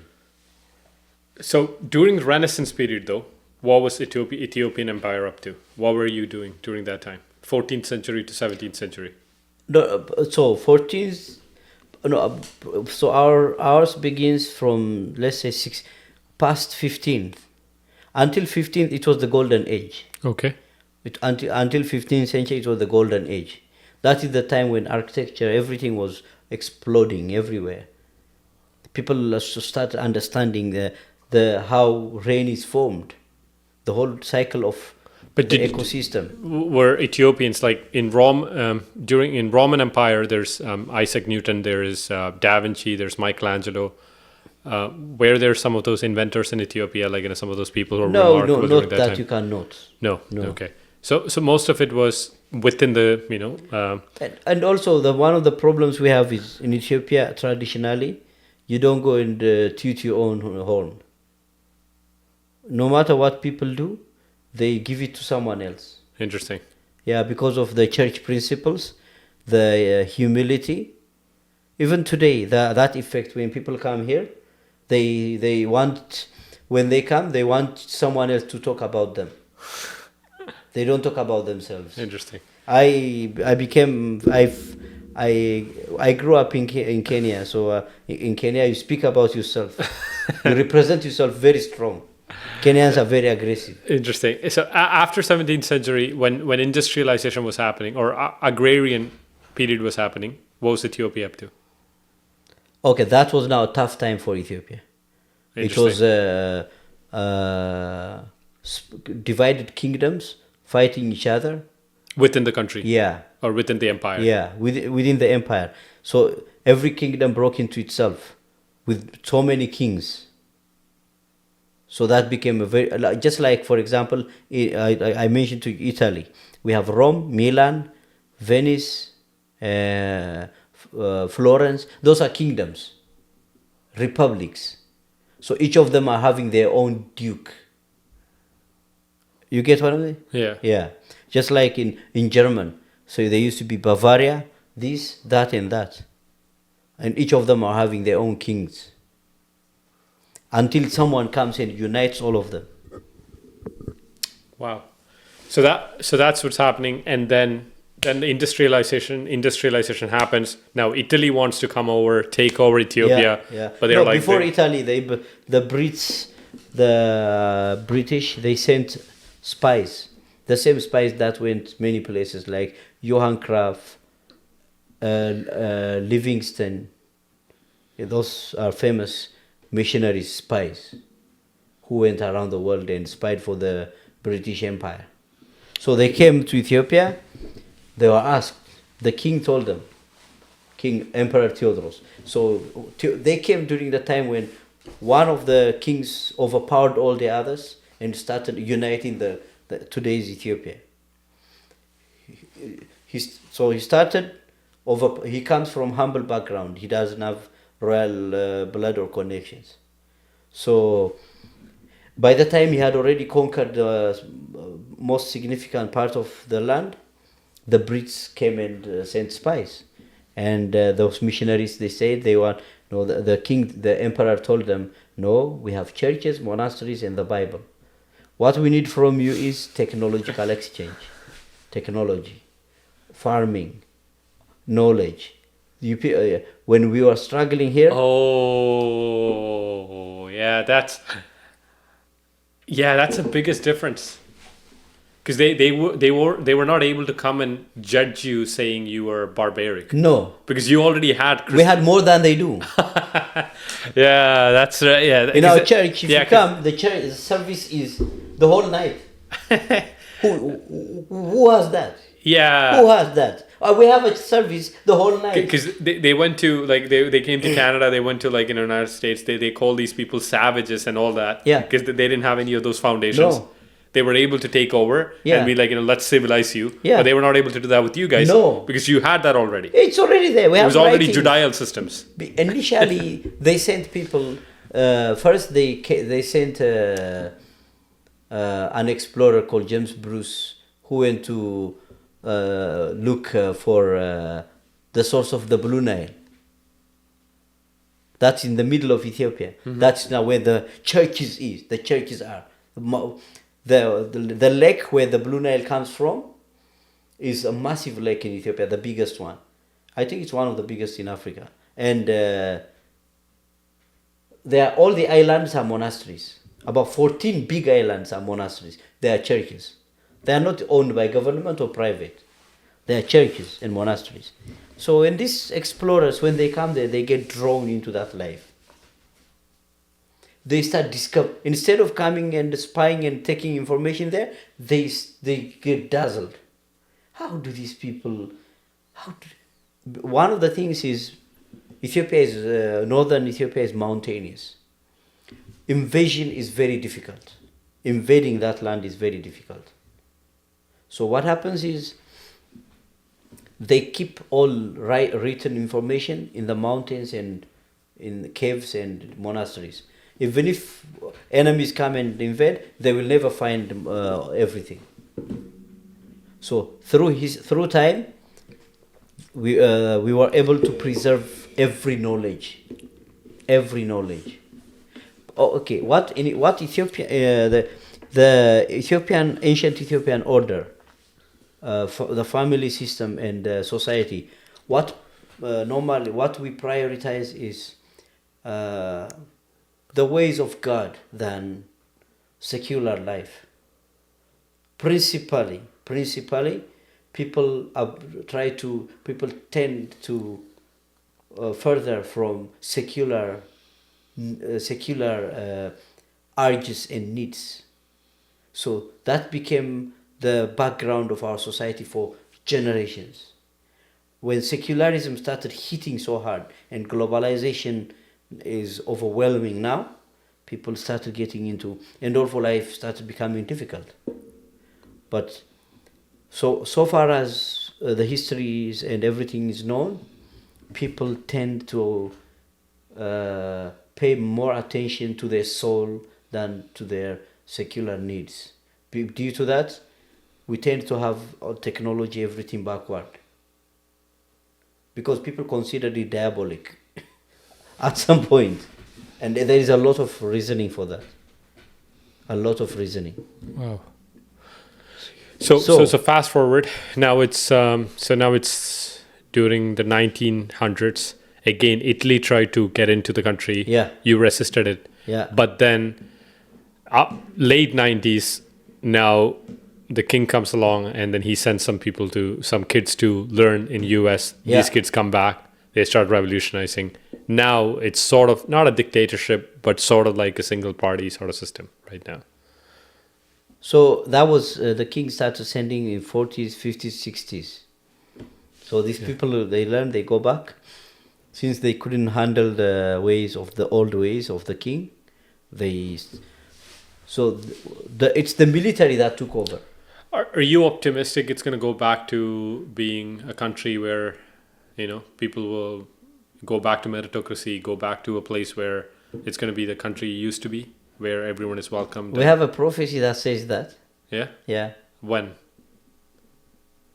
It is very tough to predict the time, but this is what I see. Okay. This is what I see. People wake up. They wake up. They learn. And it takes them time, but they learn. Once they learn, there is no going back. So what I saw is people are learning. They saw the tribal, we have tribal differences, racial differences, all these issues. One of the major problems we have in the world is weak-minded people are always looking for somewhere to hide. They hide behind their race, they hide behind religion, they hide behind tribe. Those are stupid people. Racist people are stupid. Naturally, very low IQ. If you meet a high achieving no, you're just spitting individual, facts, man, and I'm like, I'm going to repeat it, and I want to say this thing: racist people, tribalist people, people who depend on non-merit based principles are stupid people. Those are very low IQ people. Look around you. If someone is thinking with their color, they are stupid because they don't understand the idea of representing themselves intellectually or with something meaningful. I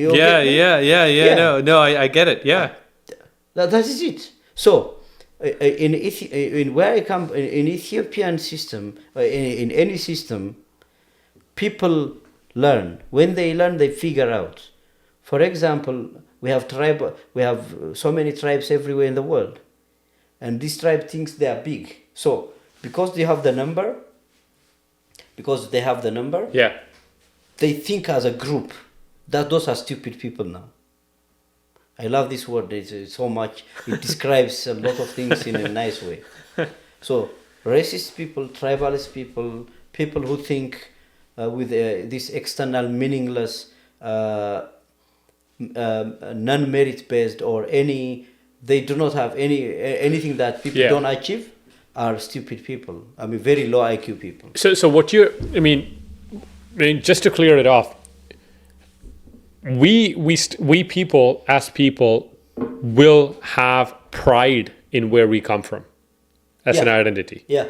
Now, when that overarches into An achievement, an achievement, that is stupidity. that's okay. Yeah, I'm on the same page. Yes.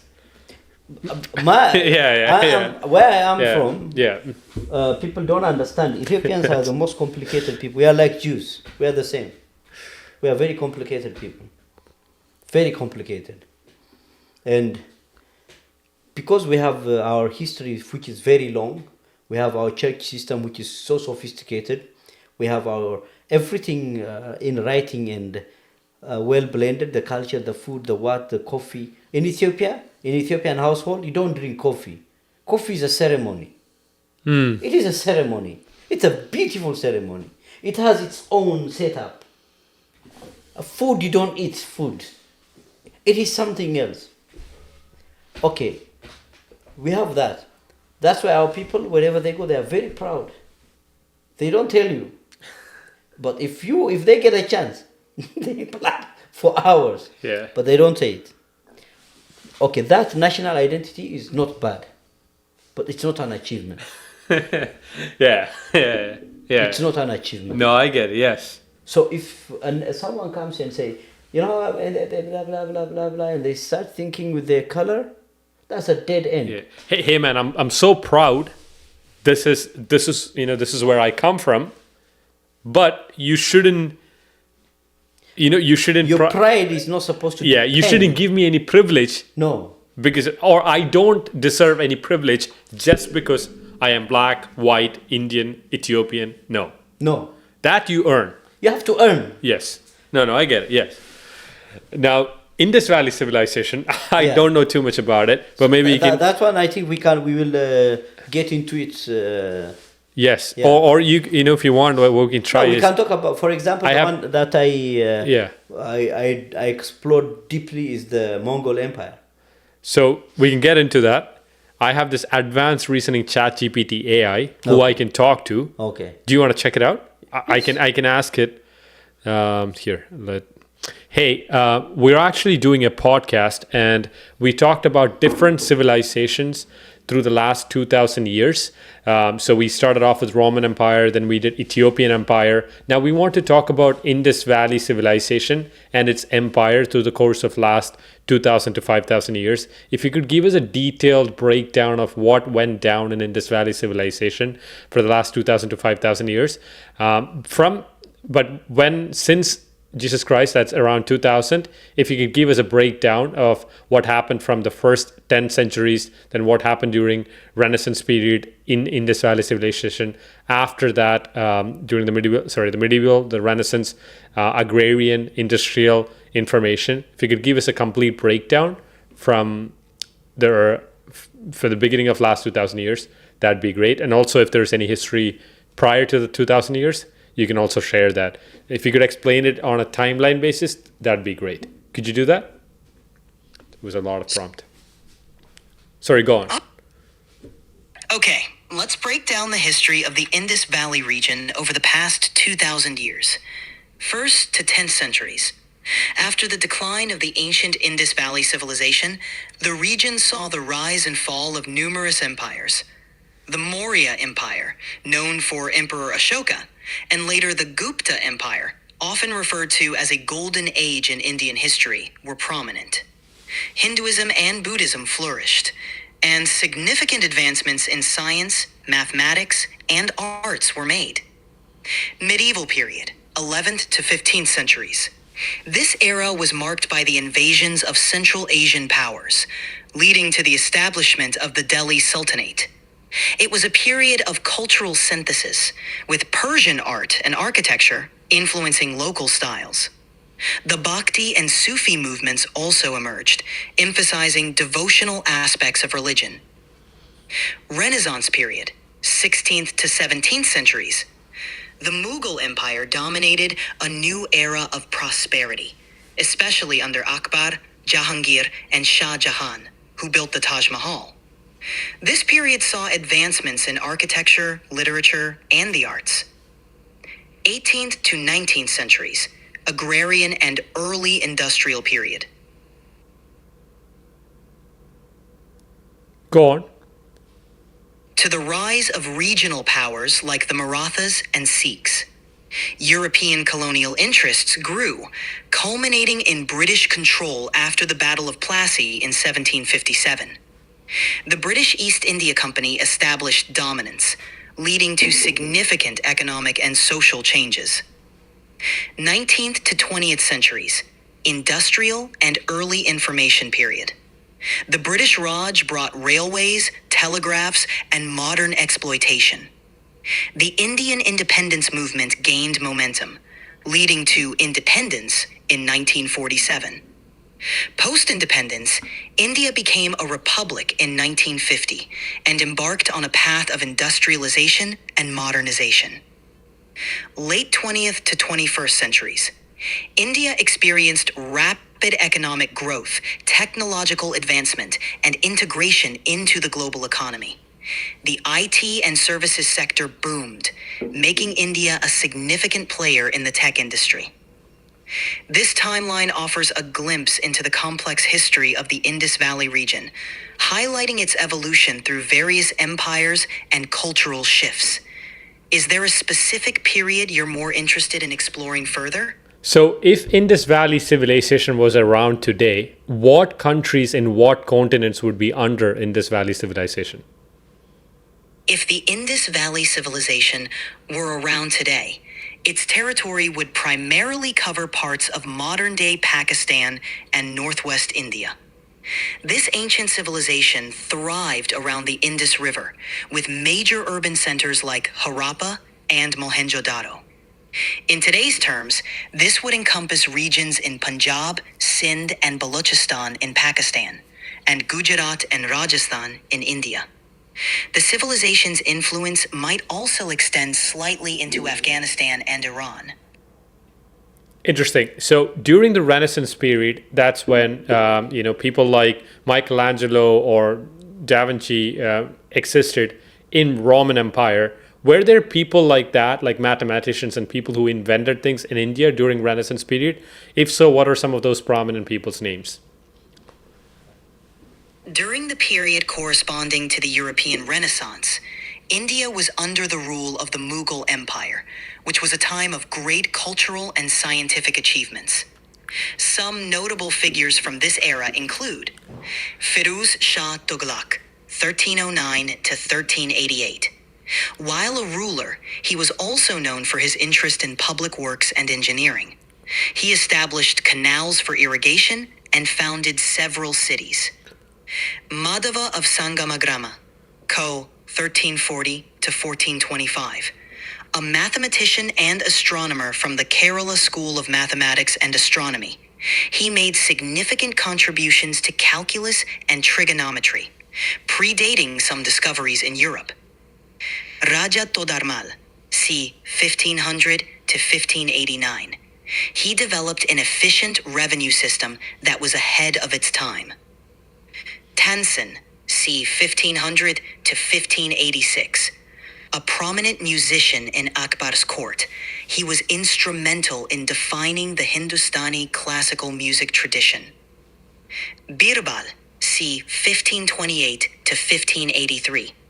Not just a wise minister in Akbar's court, Birbal was known for his poetry and wit. Go on. These figures showcase the rich tapestry of India's contributions to various fields during a time that aligns with the European Renaissance. While Europe was experiencing its own cultural rebirth, the Mughal Empire in India was a hub of innovation, arts, and learning, leaving a lasting legacy on the subcontinent. Now, right after that period, when agrarian period was taking place in European Empire, I've heard India had or Indus Valley civilization had strong trading routes, especially for cotton and other raw materials around the world before British and Portuguese stepping in. Can you tell us a little bit more about what went down during agrarian period in India or in Indus Valley civilization? Absolutely. During the period roughly aligning with Europe's agrarian age, India had a well-established agricultural economy with extensive trade networks. Here's a closer look at what was happening.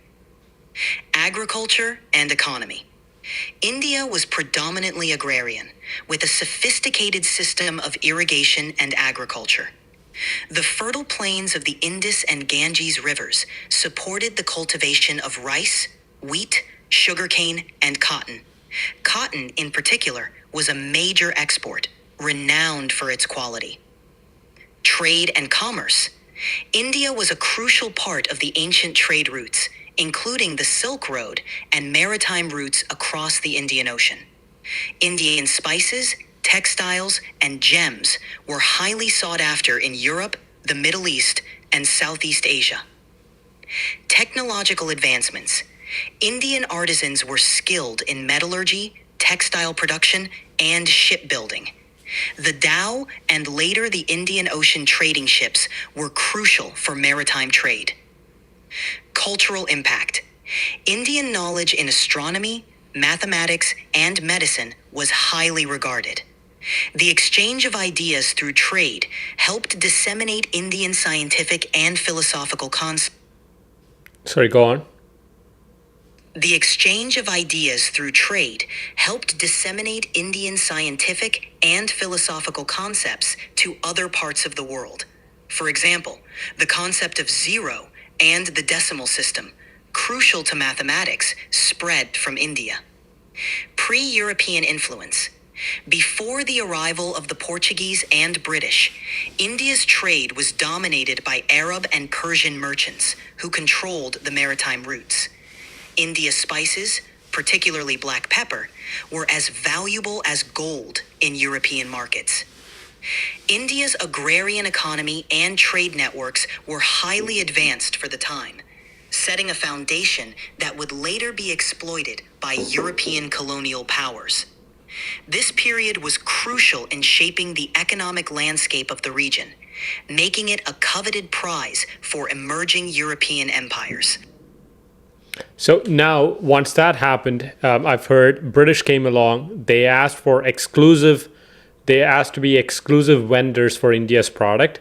Once they became the exclusive vendors for Indian product, they started not buying the products and eventually running Indian business owners out of business and then taking control over. So can you tell us a little bit more about what went down during the Industrial Revolution in India and coming back to its independence? Certainly. The British colonial period had a profound impact on India's economy, particularly during the Industrial Revolution. Here's an overview. Exclusive trading rights. Initially, the British East India Company sought and secured exclusive rights to trade in Indian goods. They were initially just traders, but their growing influence allowed them to manipulate local economies. Monopolization and deindustrialization. The British monopolized the trade of key Indian commodities like cotton, tea, and spices. They imposed high tariffs on Indian textiles, leading to the decline of the traditional textile industry, which had been a major source of wealth and employment. Economic exploitation. The British focus shifted to extracting raw materials from India to fuel British industries. Indian markets were flooded with British manufactured goods, undermining local artisans and industries. This economic exploitation led to the deindustrialization of India. Famines and economic policies. British policies favored cash crops over food production, contributing to devastating famines. The most notorious was the Bengal famine of 1943. Interesting. And then, so what actually went down in terms of independence? Because I always had this doubt about if India got the independence because of the freedom fighters, or if British reached a point where it was too, they reached a point where they were not profiting, so they decided to leave India. Do you know exactly what went down and how India got its independence? Factually, how did India get its independence? India's independence in 1947 was the result of a combination of factors, including the efforts of freedom fighters and changing British interests. Here's a breakdown. Freedom struggle. The Indian independence movement was marked by both nonviolent resistance and more radical actions. Leaders like Mahatma Gandhi advocated for nonviolent civil disobedience, including the Salt March and Quit India movement. Others, like Subhash Chandra Bose, forming the National Army. World War II impact. The war weakened Britain's economic and military strength. It became increasingly difficult for Britain to maintain control over its colonies. Economic factors. Post-war, Britain faced economic challenges and pressure to focus on rebuilding at home. The cost of maintaining an empire became unsustainable. International pressure. The global tide was turning against colonialism. The Atlanta Charter of 1941, signed by the Allies, advocated for self-determination of nations. Naval mutiny and public unrest. The Royal Indian Navy mutiny in 1946 and widespread communal riots. Go on. These events highlighted the growing unrest and the challenges of maintaining control over India. Negotiations and partition. Faced with mounting pressure, the British government began negotiations for India's independence. This culminated in the Indian Independence Act of 1947, which also led to the partition of India and Pakistan, a traumatic event that caused large-scale violence and displacement. In summary, while the relentless efforts of freedom fighters were crucial, the changing political and economic landscape post-World War II also played a significant role in Britain's decision to grant India independence. Got it. Since independence to today, how do you see India's progress from that point moving forward, and where do you see what happened between that time frame since British left and how India is going today? Since gaining independence in 1947, India has undergone significant transformations, evolving into a major global player. Here's an overview of India's progress. Post-independence era, 1947 to 1960s. The early years were focused on nation building. India adopted a mixed economy, emphasizing state-led industrialization and agricultural reforms, including the Green Revolution, which significantly increased food production. Economic liberalization. Facing a severe financial crisis, India initiated economic reforms in 1991, opening up its economy to foreign investment and reducing state control. This liberalization spurred rapid economic growth, technological advancement, and the rise of a robust middle class. Technological boom, 2000s. India became a global leader in information technology and software services. Cities like Bangalore and Hyderabad emerged as major tech hubs, contributing to economic growth and innovation. Social progress and challenges. India has made strides in education, healthcare, and infrastructure. However, it continues to face challenges. Go on. Issues. Despite these challenges, India has made significant progress in reducing poverty and improving living standards. Economic growth and global integration, 2010s onwards. India's economy has diversified, with growth in sectors like technology, pharmaceuticals, and automotive. India is now one of the world's largest economies and a key player in international affairs, participating in groups like the G20. Geopolitical influence. India has strengthened its geopolitical standing, balancing relations with major powers like the US, Russia, and China, while playing a significant role in regional organizations like SAARC. Social change and modernization. India has witnessed significant social changes, with a growing emphasis on gender equality, education, and digital connectivity. The government's push for initiatives like Digital India aims to modernize the country and improve governance. Current challenges. India faces challenges such as political polarization, environmental degradation, and balancing rapid development with social equity. Overall, India's journey since independence Sorry, go on. and adaptation. From a newly independent nation to a rising global power, India continues to navigate its unique path, balancing tradition with modernity and aspiring for inclusive growth and development. Can I ask you one question? Out of everything you said, one question I have is basically you said part of the reasons British left India was also because post World War they had some political policies where they were where they had some pressure points. What exactly happened? Why did they decide they had a nation under their belt? Why did they decide, okay, it's high time, we're gonna leave, we're done with this? Why did they decide to leave? What happened? What exactly went down after post World War for them to take a decision like that? After World War II, several factors converged, leading to Britain's decision to leave India. Economic strain. The war left Britain economically weakened, with massive debts, particularly to the United States. Maintaining control over a vast colony like India was becoming financially unsustainable. Pressure from the United States. The U.S., now a dominant global power, was a strong advocate for decolonization. The Atlantic Charter, signed in 1941 by Churchill and Roosevelt, emphasized the right of all people to choose their government, putting moral pressure on Britain.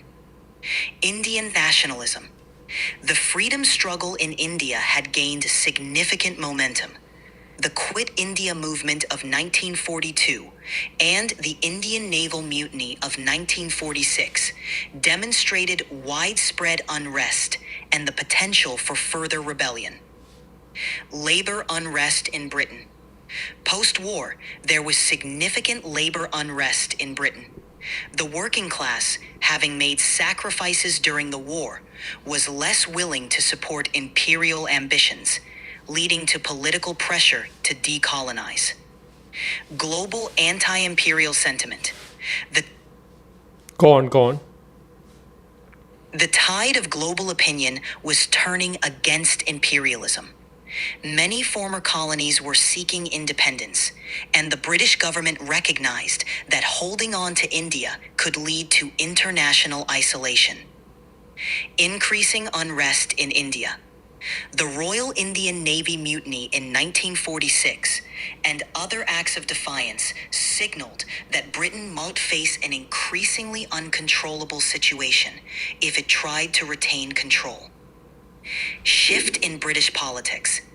The Labour government elected in 1945 was more inclined towards decolonization than its predecessors. They recognized the changing realities and prioritized domestic welfare over imperial ambitions.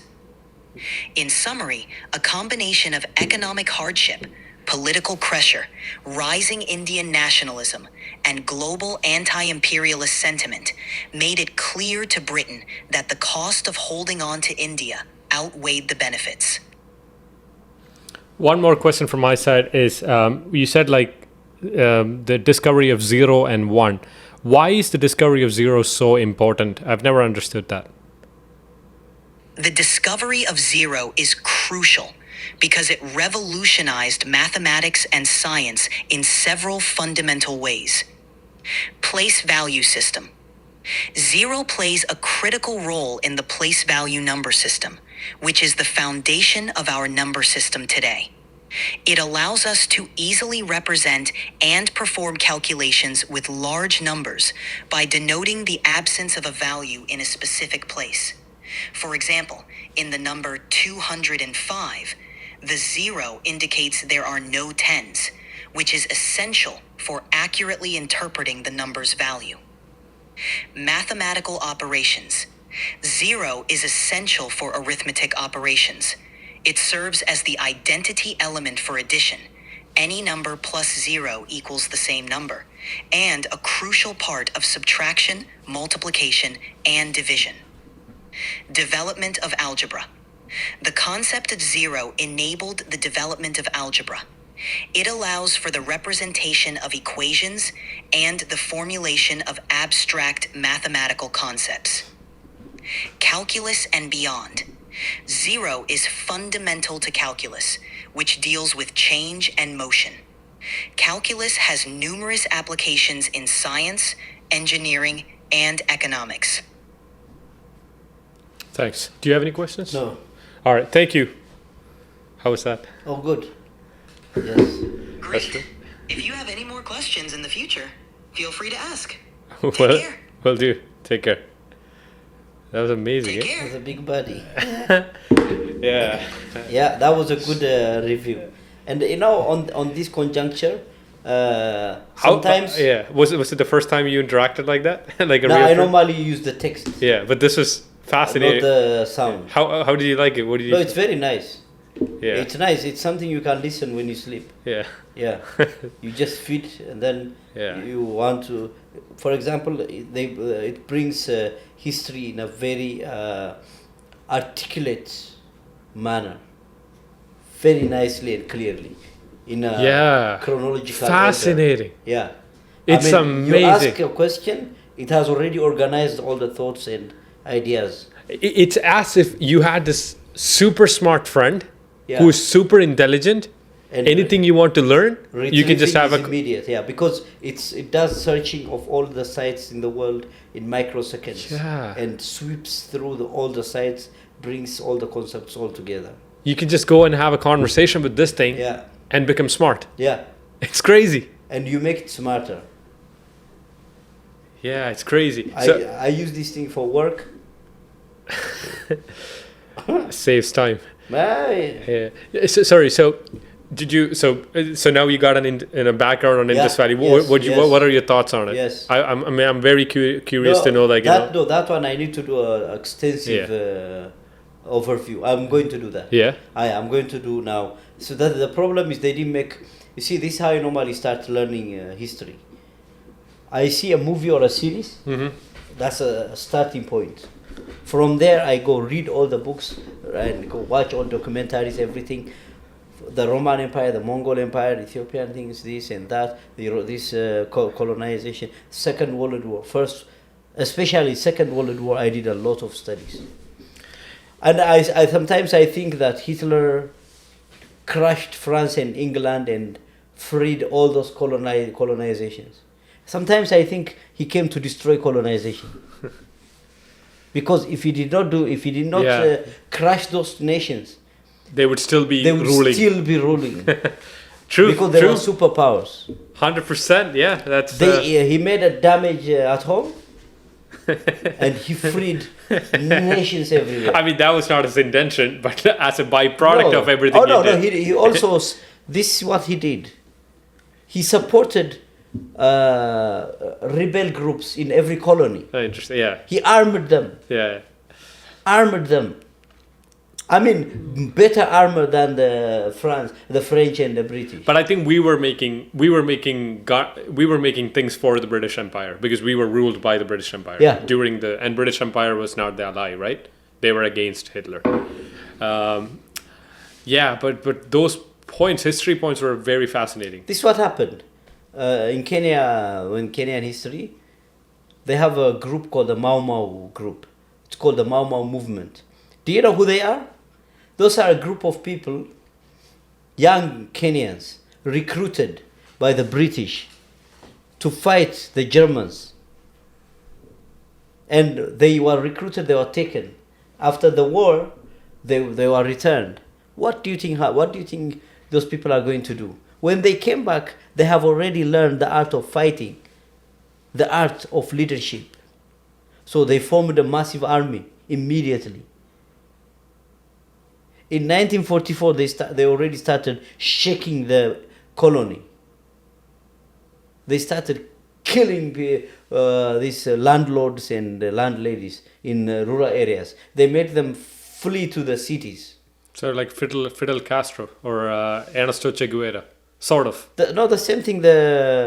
See, Mahatma Gandhi tried to fight peacefully Yeah. by civil disobedience. Yeah. And the other guy wanted to do he raised an army. Yeah. That's like Che someone- Guevara. Che Guevara did similar Yeah. stuff, right?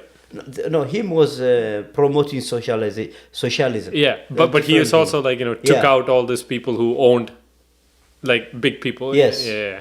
So when we look at now, when we summarize, because Oh we yeah. have One to was do- against the we have to colonialism. do, The other one was against more the on capitalism. This Renaissance thing. It's not something I told you it's gonna be a very long thing. Yeah, absolutely. This is just a beginning. Yeah. We will do it like in episodes. Yeah. So today we discussed Roman Empire. We did introduction. Yeah. We did introduction to Roman Empire. Yeah. We did introduction to Ethiopian Empire. Yeah. We did introduction Medieval to Indus age. Valley. Yeah. Now we have to go for Mongolian and the other empires. Yeah. So we'll start off with Mongolian the next time. Yeah. So we look at the Mongol Empire, its effects in the world. Yeah. We will look at art, mathematics, all those things in details now. And then we will get to the current point at Yeah. some point. Once we're done with all this covering up the histories, Yeah. we will get to the current point. Yeah. Let's wrap. Yeah. All right.